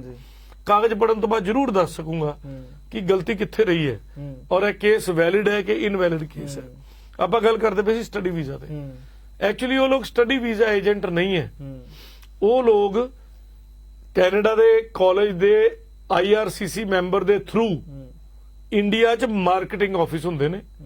ਉਹਨਾਂ ਨੂੰ ਸਿਰਫ ਤੇ ਸਿਰਫ ਉਸ ਕਾਲਜ ਦੀ ਮਾਰਕੀਟਿੰਗ ਕਰਨ ਦਾ ਅਧਿਕਾਰ ਹੈ, ਵੀਜ਼ਾ ਲਵਾਉਣ ਦਾ ਕੋਈ ਅਧਿਕਾਰ ਨਹੀਂ। ਆਪਣਾ ਪੈਨ ਵਰਤ ਕੇ ਉਹ ਵੀਜ਼ਾ ਫਾਰਮ ਤੇ ਵੀਜ਼ਾ ਨਹੀਂ ਲਿਖ ਸਕਦੇ। ਔਰ ਸਟੱਡੀ ਵੀਜ਼ਾ ਕੰਸਲਟੈਂਟ ਗਲਤ ਸ਼ਬਦ ਹੈ, ਉਹ ਸਿਰਫ ਮਾਰਕੀਟਿੰਗ ਆਫਿਸ ਹੈ ਫੋਰਨ ਦੇ ਕਾਲਜਾਂ ਦਾ। ਸੋ ਜਿਹੜੇ ਲੋਕ ਵਰਕ ਪਰਮਿਟ ਦੀ ਗੱਲ ਕਰਦੇ ਨੇ, ਜਿਹੜੇ ਲੋਕ ਲੇਬਰ ਵੀਜ਼ੇ ਦੀ ਗੱਲ ਕਰਦੇ, ਉਹ ਟੈਕਨੀਕਲੀ ਇਲੀਗਲ ਹੈ। ਸਿਰਫ ਤੇ ਸਿਰਫ ਉਹ ਨਾਰਮਲ ਏਜੰਟ ਨੇ, ਉਹਨਾਂ ਕੋਲੋਂ ਤੁਸੀਂ ਸਿਰਫ ਤੇ ਸਿਰਫ ਫੋਰਨ ਦੇ ਕਾਲਜ ਦੀ ਅਪਡੇਟ ਲੈ ਸਕਦੇ ਹੋ ਲੀਗਲੀ, ਜਿਹੜਾ ਉਹਨਾਂ ਕੋਲ ਰਾਈਟ ਹੈ। ਕਲੇਮ ਆ ਤੁਸੀਂ ਜਿਹੜੀ ਗੱਲ ਛੇੜੀ ਇਹਦੇ ਨਾਲ ਨਾ ਮੇਰੇ ਜ਼ਿਹਨ ਦੇ ਵਿੱਚ ਇੱਕ ਹੋਰ ਚੀਜ਼ ਆ ਗਈ ਦਿਮਾਗ ਦੇ ਵਿੱਚ। ਜੀ ਵੀ ਜੀ। ਹਲੇ ਹਫਤਾ ਕੀ ਹੋਇਆ, ਮੈਨੂੰ ਲੱਗਦਾ ਹਫਤਾ ਵੀ ਨਹੀਂ ਹੋਇਆ, 3-4 ਦਿਨ ਹੋਏ ਨੇ। ਏਦਾਂ ਇੱਕ ਫਰਾਡ ਏਜੰਟ ਫੜੀ ਹੈ ਗੋਪਾਲ ਸਵੀਟ ਦੇ ਸਾਹਮਣੇ, ਵੀਡੀਓ ਵੀ ਕਾਫੀ ਵਾਇਰਲ ਹੋ ਰਹੀ ਹੈ। ਅੱਛਾ। ਕਹਿੰਦੇ ਜਿਹੜੇ ਸਰਟੀਫਿਕੇਟ ਨੇ ਉਹ ਜਾਲੀ ਬਣਾ ਦੇਈ ਗਈ, ਪੈਸੇ ਲਈ ਗਈ। ਉਹ ਤੋਂ ਬਾਅਦ ਕੀ ਕੀਤਾ, ਦਫ਼ਤਰ ਬੰਦ ਕਰ ਦਿੱਤਾ, ਫੋਨ ਜਿਹੜੇ ਕਰਦੇ ਸੀ ਉਹਨਾਂ ਦੀ ਬਲੈਕ ਲਿਸਟ ਦੇ ਵਿੱਚ ਨਾ ਪਾਈ ਗਈ, ਬਾਅਦ ਦੇ ਵਿੱਚ ਫੜ ਲਿਆ, ਫਿਰ ਧਰ ਲਿਆ। ਇੱਥੇ ਫਿਰ ਮੈਂ ਪੁੱਠਾ ਤੁਰੂੰਗਾ। ਜਿਹਨੇ ਸਰਟੀਫਿਕੇਟ ਬਣਵਾਏ ਜਾਲੀ, ਉਹਨੂੰ ਵੀ ਤਾਂ ਪਤਾ ਸੀ ਨਾ ਮੈਂ ਜਾਲੀ ਬਣਾਉਣਾ ਗਾ। ਉਹਦੇ ਤੇ ਵੀ ਪਰਚਾ ਨਾਲ ਹੋਣਾ ਚਾਹੀਦਾ। ਨਹੀਂ, ਉਹ ਕਹਿੰਦੇ ਸੀ ਜੋ ਜਿੰਨੀ ਕੁ ਗੱਲ ਨਿਕਲ ਕੇ ਸਾਹਮਣੇ ਆਈ ਹੈ, ਕਿਉਂਕਿ ਉਹਨਾਂ ਨੂੰ ਸ਼ਾਇਦ ਇਸ ਗੱਲ ਬਾਰੇ ਪਤਾ ਨਾ ਹੋਵੇ ਜਾਂ ਫਿਰ ਜਾਣ ਬੁੱਝ ਕੇ ਬਣਾਏ ਹੋਵੇ, ਜਿਵੇਂ ਤੁਸੀਂ ਕਿਹਾ, ਕਿਉਂਕਿ ਜਿੰਨੀ ਕੁ ਖਬਰ ਮੇਰੇ ਤੱਕ ਆਈ ਹੈ ਉਹ ਕਹਿੰਦੇ ਸਾਨੂੰ ਪਤਾ ਨਹੀਂ ਸੀਗਾ। ਅਸੀਂ ਉਹਨਾਂ ਤੋਂ ਬਾਰ-ਬਾਰ ਪੁੱਛੀ ਗਏ ਕਿ ਇਹ ਓਰੀਜਨਲ ਸਰਟੀਫਿਕੇਟ ਨੇ ਨਾ, ਕਈ ਵਾਰ ਹੁਣ ਲੈ ਲੈ ਲੈ ਲੈ ਕਿਹੋ ਜੀ ਗੱਲ ਕਰਦੇ ਸਰਦਾਰ ਜੀ। ਮੈਂ ਪੈਸੇ ਦੇਣੇ ਏਜੰਟ ਨੂੰ, ਮੈਂ ਡਿਗਰੀ ਕੀਤੀ ਹੋਈ ਨਹੀਂ ਹੋਈ, ਤੇ ਮੈਨੂੰ ਡਿਗਰੀ ਦਾ ਸਰਟੀਫਿਕੇਟ ਮਿਲਦਾ ਪਿਆ, ਅਸਲੀ ਹੋ ਕਿੱਦਾਂ ਸਕਦਾ ਹੈ? ਗਲਤ ਗੱਲ ਕਰ ਰਹੇ ਨੇ ਲੋਕ, ਬੇਈਮਾਨੀ ਵਿਖਾ ਰਹੇ ਆਪਣੀ। ਪਤਾ ਹੈ ਮੈਨੂੰ ਚੰਗਾ ਭਲਾ ਕਿ ਮੈਂ 10ਵੀਂ ਪਾਸ ਹੀ ਨਹੀਂ ਕੀਤੀ, 10ਵੀਂ ਦਾ ਸਰਟੀਫਿਕੇਟ ਮੇਰੇ ਕੋਲ ਆ ਰਿਹਾ। ਸ਼ਾਇਦ ਸਟੱਡੀ ਦਾ ਸਰਟੀਫਿਕੇਟ ਦੀ ਗੱਲ ਨਹੀਂ ਆਖ ਰਿਹਾ ਮੈਂ ਮੈਨੂੰ ਦੇਖੋ, ਮੈਂ ਇਸ ਪ੍ਰੋਸੀਜਰ 'ਚ ਜ਼ਿਆਦਾ ਪਿਆ ਨਹੀਂ ਹੈ। ਕੇਸ ਫੋਲੋ, ਵੀਡੀਓਜ਼ ਵੇਖੋ, ਅਗਲੀ ਵਾਰੀ ਇਸ ਮੁੱਦੇ ਤੇ ਵੀ ਡਿਸਕਸ ਕਰਦੇ। ਇਸ ਮੁੱਦੇ ਤੇ ਜ਼ਰੂਰ ਗੱਲਬਾਤ ਕਰਨੀ ਬਣਦੀ ਹੈ, ਕਿਉਂਕਿ ਜਾਲੀ ਜਿਹੜੇ ਏਜੰਟ ਨੇ ਪੰਜਾਬ ਦੇ ਵਿੱਚ ਬਹੁਤ ਨਾ ਜੀ ਨਾ ਇਹ ਮੈਂ ਆ ਜਿਹੜਾ ਲਾਲਚੀ ਆ। ਮੈਂ ਤੁਹਾਡੇ ਕੋਲ ਆ ਕੇ ਗੋਡੇ ਫੜਨ ਨੂੰ ਤਿਆਰ ਆ, ਤੁਹਾਡੇ ਘਰੇ ਭਾਂਡੇ ਮਾਂਜਣ ਨੂੰ ਤਿਆਰ ਆ, ਮੈਨੂੰ ਕੈਨੇਡਾ ਲੈ ਜਾਓ। ਔਰ ਉਹਦੇ ਵਾਸਤੇ ਮੈਂ ਪਿਓ ਦੇ ਗਲ 'ਚ ਅੰਗੂਠਾ ਦਿੱਤਾ, ਇਹ ਮੈਨੂੰ ਕਿਸੇ ਤਰੀਕੇ ਭੇਜ ਦੇ। ਤੇ 90% ਕੇਸ ਪੰਜਾਬ 'ਚ ਹੋਏ ਨੇ। ਹੁਣ ਤੇ ਯੂਪੀ ਤੱਕ ਪਹੁੰਚ ਗਈ ਅੱਗ, ਵੀ ਕੁੜੀ ਨੇ ਆਇਲਸ ਪਾਸ ਕੀਤੀ ਹੈ। ਔਰ ਇਹਨਾਂ ਏਜੰਟਾਂ ਦੀ ਚਾਂਦੀ ਕਿਵੇਂ ਹੈ, ਜਦੋਂ ਮੈਨੂੰ ਪੱਕਾ ਹੀ ਪਤਾ ਕਿ ਮੈਂ 10ਵੀਂ ਪਾਸ ਨਹੀਂ ਸੀ ਕਰ ਸਕਿਆ, ਤੇ ਏਜੰਟ ਕੋ ਜਾਂਦੇ, ਭਾਜੀ ਕੈਨੇਡਾ ਜਾਣ ਦਾ ਰਸਤਾ ਸਮਝਾਓ ਬਸ ਤੁਸੀਂ, ਕਿੱਦਾਂ ਮੈਂ ਜਾ ਸਕਦਾ? ਉਹ ਕਹਿੰਦਾ ਵੀ ਲੈ ਵੀ ਤੇਰੇ ਕੋਲ +2 ਹੋਣੀ ਬੜੀ ਜ਼ਰੂਰੀ ਹੈ। ਕਹਿੰਦੇ ਠੀਕ ਹੈ ਜੀ। ਪਿੱਛੇ ਜੇ ਆਇਲਸ ਦੀ ਜਾਲੀ ਸਕੋਰ ਵੀ ਮਿਲਣੀ ਸ਼ੁਰੂ ਹੋ ਗਈ ਸੀ। ਅੱਛਾ ਜੀ। ਉਹਦੇ 'ਚ ਵੀ ਬੰਦੇ ਬਹਿਣ ਲੱਗ ਪਏ ਸੀ ਦੂਜੇ ਪੇਪਰਾਂ 'ਚ। ਉਹਦੇ ਤੇ ਚੈੱਕ ਲੱਗਾ ਵੀ ਤੇਰੀ ਗ੍ਰੈਜੂਏਸ਼ਨ ਕਰਾ ਦਿੰਨੇ, ਤੇਰਾ ਵਰਕ ਐਕਸਪੀਰੀਅੰਸ ਬਣਾ ਦਿੰਨੇ। 10ਵੀਂ ਕਿਦੋਂ ਕੀਤੀ ਸੀ? ਉਹ ਕਹਿੰਦਾ ਜੀ 7 ਸਾਲ ਪਹਿਲਾਂ ਕੀਤੀ ਸੀ। 7 ਸਾਲ ਤੋਂ ਬਾਅਦ ਵੀ ਤੇਰਾ ਸਰਟੀਫਿਕੇਟ ਬਣਾਉਣਾ ਪਊਗਾ। ਅਗਲਾ ਕਹਿੰਦਾ ਜੀ ਜੈਨੂਨ ਹੋਏਗਾ ਸਰਟੀਫਿਕੇਟ? ਉਹ ਕਹਿੰਦੇ ਜੀ ਜੈਨੂਨ ਹੋਏਗਾ। ਠੀਕ। ਉਹ ਪਿਓ ਦਾ ਪੁੱਤਰਾ ਮੈਨੂੰ ਇਹ ਜਵਾਬ ਦੇ, ਤੂੰ ਕਦੀ ਕਾਲਜ ਦੀ ਸ਼ਕਲ ਨਹੀਂ, ਕਾਲਜ ਦਾ ਸੀ ਨਹੀਂ ਤੈਨੂੰ ਲਿਖਣਾ ਆਉਂਦਾ, ਤੈਨੂੰ ਘਰ ਬੈਠੇ ਜਿਹੜਾ ਸਰਟੀਫਿਕੇਟ ਮਿਲਦਾ ਜਾਲੀ ਸਹੀ ਕਿੱਦਾਂ ਹੋ ਜਾਊਗਾ? ਉਹ ਜੈਨੂਨ ਕਿੱਦਾਂ ਹੋਊਗਾ? ਉਹ ਤਾਂ ਸਵਾਲ ਬਿਲਕੁਲ ਸਹੀ ਹੈ। ਮੈਂ PhD ਕਰਦਾ ਪਿਆ, ਮੈਨੂੰ ਕਾਲਜ ਜਾਣਾ ਪੈਂਦਾ। ਮੈਨੂੰ ਅੱਜ ਵੀ ਪੁੱਛੋ ਵੀ ਕਿਹੜੇ ਪੌੜੀਆਂ ਚੜ੍ਹ ਕੇ ਜਾਣਾ। ਮੈਨੂੰ ਮੇਰਾ ਜਿਸ ਬੰਦੇ ਨੇ BA ਦੀ ਡਿਗਰੀ ਲੈ ਲਈ ਹੈ ਜਾਂ +2 ਲੈ ਲਈ ਹੈ, ਉਹਨੂੰ ਕਿਹੜੇ ਕਾਲਜ 'ਚ ਜਾ ਕੇ ਪੇਪਰ ਦਿੱਤੇ ਦੱਸ। ਜੇ ਅੱਜ ਤੋਂ ਮੈਨੂੰ 20 ਸਾਲ ਬਾਅਦ ਵੀ ਲਾ ਜਾਓ, ਮੈਂ ਜਿੱਥੇ 10ਵੀਂ ਪਾਸ ਕੀਤੀ ਸੀ, ਮੈਂ ਆਪਣੇ ਉਸ ਸਕੂਲ ਦੀਆਂ ਕੰਧਾਂ ਦੱਸਦੀਆਂ ਸੀ ਵੀ ਕਿਹੜੀ ਕੰਧ ਕਿੱਥੇ ਸੀ, ਕਿੱਥੇ ਜਾਲੀ ਸੀ, ਕਿੱਥੇ ਨਲਕਾ ਸੀ। ਉਹ ਤਾਂ ਉਮਰ ਭਰ ਨਹੀਂ ਭੁੱਲਣੀ ਆ, ਭਾਵੇਂ 96 ਸਾਲ ਦੇ ਉਦੋਂ 100 ਸਾਲ ਦੀ ਉਮਰ ਪਾਰ ਹੋ ਜਾਵੇ, ਉਹ ਤਾਂ ਜਦ ਉਹ ਕਿਉਂ ਮੈਨੂੰ ਲੋੜ ਪਈ? ਮੇਰੇ ਕਿਸੇ ਸ਼ਰੀਕੇ ਨੇ ਇਹ ਲਿਖ ਕੇ ਪਾਤਾ ਕਿ ਇਹਦਾ 10ਵੀਂ ਦਾ ਸਰਟੀਫਿਕੇਟ ਜਾਲੀ ਹੈ। ਅੱਛਾ। ਕਿਉਂਕਿ ਮੈਂ ਉਹਨਾਂ ਦਾ ਕੇਸ ਕੀਤੇ ਸੀ, ਮੇਰੀ ਪ੍ਰਾਪਰਟੀ ਹੜਪ ਗਈ ਸੀ ਵੀ ਇਹਦਾ 10ਵੀਂ ਦਾ ਸਰਟੀਫਿਕੇਟ ਜਾਲੀ ਹੈ। ਮੈਂ ਕਿਹਾ ਜੀ ਆਹ ਮੇਰਾ ਰੋਲ ਨੰਬਰ ਹੈ, ਇਸ ਸਾਲ 'ਚ ਪੰਜਾਬ ਸਕੂਲ ਸਿੱਖਿਆ ਬੋਰਡ ਨੂੰ ਪੁੱਛੋ ਤੇ ਮੈਨੂੰ ਸਕੂਲੇ ਲੈ ਜਾਓ, ਜਾਂ ਮੈਂ ਪਹੁੰਚਦਾ, ਮੈਂ ਤੁਹਾਨੂੰ ਨਕਸ਼ਾ ਬਣਾ ਕੇ ਦੇ ਦੂੰ ਵੀ ਉਦੋਂ ਇਹ ਸਕੂਲ ਸੀ, ਸੱਦ ਲਓ ਉਸ ਵੇਲੇ ਦਾ ਬੰਦਾ। ਔਰ ਜਦੋਂ ਸੱਦਿਆ ਗਿਆ, ਵਾਕਈ ਕਹਿੰਦਾ ਬਿਲਕੁਲ ਸੱਚ ਬੋਲਦਾ ਪਿਆ। ਮੈਂ ਕਿਹਾ ਅੱਜ ਤੇ ਸਕੂਲ ਟੁੱਟ ਕੇ ਨਵਾਂ ਬਣ ਲਿਆ, ਪਰ ਮੈਂ ਦੱਸ ਦਿੰਦਾ ਵੀ ਇੱਥੇ ਸਾਡੀ ਸਾਇੰਸ ਦੀ ਲੈਬੋਰਟਰੀ ਸੀ, ਇੱਥੇ ਸਾਡੇ ਪ੍ਰਿੰਸੀਪਲ ਦਾ ਕਮਰਾ ਸੀ, ਇੱਥੇ ਸਾਡੇ ਸਾਈਕਲ ਲਾਉਂਦੇ ਸੀ ਅਸੀਂ। ਕਿੱਥੋਂ ਭੁੱਲ ਜਾਣਗੇ? ਨਹੀਂ ਬਿਲਕੁਲ, ਉਹ ਤਾਂ ਜਿੰਨੀ ਮਰਜ਼ੀ ਬਿਲਡਿੰਗ ਬਦਲ ਜੇ, ਬਿਲਕੁਲ ਉਹ ਨਕਸ਼ਾ ਦਿਮਾਗ 'ਚ ਬਣਿਆ। ਮੱਲਨ ਸਾਹਿਬ, ਤੁਹਾਡੀਆਂ ਗੱਲਾਂ ਬਹੁਤ ਹੁਣ ਅੱਗੇ ਜਾ ਰਹੀਆਂ, ਸਮਾਂ ਸਾਡਾ ਇਜਾਜ਼ਤ ਦੇ ਰਿਹਾ। ਦੇਖ ਲਓ ਸਮਾਂ, ਦੇਖ ਲਓ ਕਿੰਨਾ ਅਸੀਂ ਅੱਗੇ ਨਿਕਲ ਗਏ, ਹੈਨਾ? ਸੋ ਮੈਨੂੰ ਲੱਗਦਾ ਦੂਜਾ ਸ਼ੋਅ ਵੀ ਅੱਜ ਹੀ ਨਾ ਕੰਪਲੀਟ ਕਰ ਦਈਏ ਅਸੀਂ। ਉਹ ਦੂਜੇ ਸ਼ੋਅ ਲਈ એનર્ਜੀ ਵੀ ਰੱਖਣੀ ਹੈ, ਮੁੱਦੇ ਵੀ ਰੱਖਣੇ ਨੇ ਕਈ ਵਾਰ। ਬਾਕੀ ਇਸ ਪ੍ਰੋਗਰਾਮ ਦੇ ਜ਼ਰੀਏ ਸਾਡੀ ਕਿਸੇ ਦੀ ਭਾਵਨਾ ਨੂੰ ਠੇਸ ਪਹੁੰਚਾਉਣਾ ਨਹੀਂ ਹੈ। ਜੋ ਪ੍ਰੈਕਟੀਕਲ ਸੱਚਾਈਆਂ ਅਸੀਂ ਅਦਾਲਤ 'ਚ ਵੇਖਦੇ ਪਏ ਆ, ਸਮਾਜ 'ਚ ਰਹਿ ਕੇ ਦੇਖਦੇ ਪਏ ਆ, ਔਰ ਜੋ ਸੱਚ ਹੈ ਉਹ ਦੱਸਦੇ ਪਏ ਆ। ਕਈਆਂ ਦੇ ਰਿਸ਼ਤੇਦਾਰ ਬਹੁਤ ਚੰਗੇ ਵੀ ਹੋ ਸਕਦੇ ਨੇ, ਮੈਂ ਇਹ ਨਹੀਂ ਕਹਿੰਦਾ, ਬਟ ਜੋ ਮੈਂ ਵੇਖਦਾ ਪਿਆ, ਜਿਹੜਾ ਕੇਸ ਮੇਰੇ ਤੱਕ ਆਉਂਦਾ ਪਿਆ, ਉਹ ਇਦਾਂ ਦਾ ਹੈ। ਮੇਰੇ ਰਿਸ਼ਤੇਦਾਰ ਵੀ ਨੇ, ਉਹ ਮੇਰੇ ਲਈ ਆਪਣਾ ਖੂਨ ਦੇਣ ਨੂੰ ਤਿਆਰ ਬੈਠੇ ਨੇ, ਮੈਂ ਉਹਨਾਂ ਲਈ ਦੇਣ ਨੂੰ ਤਿਆਰ ਬੈਠਾ। ਔਰ ਅਮਾਨਤਾਂ ਇੱਕ ਦੂਜੇ ਦੀਆਂ ਰੱਖਦੇ ਆ, ਬੱਚਿਆਂ ਦੀਆਂ ਐਡਮਿਸ਼ਨਾਂ ਕਰਾਉਣੇ ਪਿਆ। ਜਿਵੇਂ ਸ਼ੁਰੂਆਤੀ ਦੌਰ ਦੇ ਵਿੱਚ ਇੱਕ ਸਾਨੂੰ ਕਾਲ ਆਈ ਸੀ ਕਿ ਉਹਨਾਂ ਆਖਿਆ ਕਿ ਡਿਸਕਰੇਜ ਨਹੀਂ ਕਰਨਾ। ਅਸੀਂ ਡਿਸਕਰੇਜ ਨਹੀਂ ਕਰਦੇ ਹੈਗੇ, ਅਸੀਂ ਦਰਅਸਲ ਸਮਾਜ ਦੇ ਵਿੱਚ ਕੀ ਹੋ ਰਿਹਾ, ਕਿਉਂਕਿ ਤੁਹਾਨੂੰ ਵੀ ਪਤਾ ਹੈ ਕਿ ਸਮਾਜ ਦੇ ਵਿੱਚ ਅਸਲ ਸੱਚਾਈ ਕੀ ਹੈ, ਉਸ ਬਾਰੇ ਤੁਹਾਨੂੰ ਦੱਸਦੇ ਹਾਂ। ਤੇ ਜਦੋਂ ਪਾਣੀ ਦੇ ਵਿੱਚ ਕੰਕਰ ਮਾਰ ਕੇ ਗਹਿਰਾਈ ਨਾਪ ਲਈ ਜਾਵੇ ਨਾ, ਉਹ ਗਹਿਰਾਈ ਬਾਰੇ ਦੱਸਦੇ ਹਾਂ ਅਸੀਂ। ਉਹ ਕੰਕਰ ਹੁਣ ਕਿੱਥੇ ਰੁਕਣਾ ਹੈ, ਕਿੱਥੇ ਨਹੀਂ ਰੁਕਣਾ, ਉਹ ਕਈ ਵਾਰ ਸਾਡੇ ਸੰਬੰਧਾਂ ਨਾਲ ਹੁੰਦਾ ਹੈ, ਸਾਡੇ ਰਿਲੇਸ਼ਨਸ ਨਾਲ ਹੁੰਦਾ ਹੈ ਕਿ ਸਾਡੇ ਰਿਸ਼ਤੇਦਾਰਾਂ ਨਾਲ ਰਿਲੇਸ਼ਨ ਕਿਹੋ ਜਿਹੇ ਨੇ। ਕਈ ਵਾਰ ਰਿਲੇਸ਼ਨ ਬਹੁਤ ਚੰਗੇ ਹੁੰਦੇ ਨੇ, ਪਰ ਉਹ ਚੰਗੇ ਰਿਲੇਸ਼ਨਸ ਤੋਂ ਬਾਅਦ ਵੀ ਧੋਖਾ ਸਾਨੂੰ ਖਾਣਾ ਪੈਂਦਾ। ਸੋ ਸਮਾਂ ਇਜਾਜ਼ਤ ਦੇ ਰਿਹਾ। ਮੁੱਦੇ ਮਸਲੇ ਸਾਡੇ ਕੋਲ ਹੋਰ ਵੀ ਬਹੁਤ ਸੀਗੇ, ਸੋ ਇਹਨਾਂ ਮੁੱਦੇ ਮਸਲਿਆਂ ਦੇ ਨਾਲ ਜਾਂ ਫਿਰ ਇਹਨਾਂ ਲਫ਼ਜ਼ਾਂ ਦੇ ਨਾਲ ਸਾਨੂੰ ਦਿਓ ਇਜਾਜ਼ਤ। ਵੇਖਦੇ ਰਹੋ ਵਿਜ਼ਨ ਪੰਜਾਬ TV, ਹਰ ਕਦਮ ਤੁਹਾਡੇ ਨਾਲ। ਸਤਿ ਸ੍ਰੀ ਅਕਾਲ ਜੀ।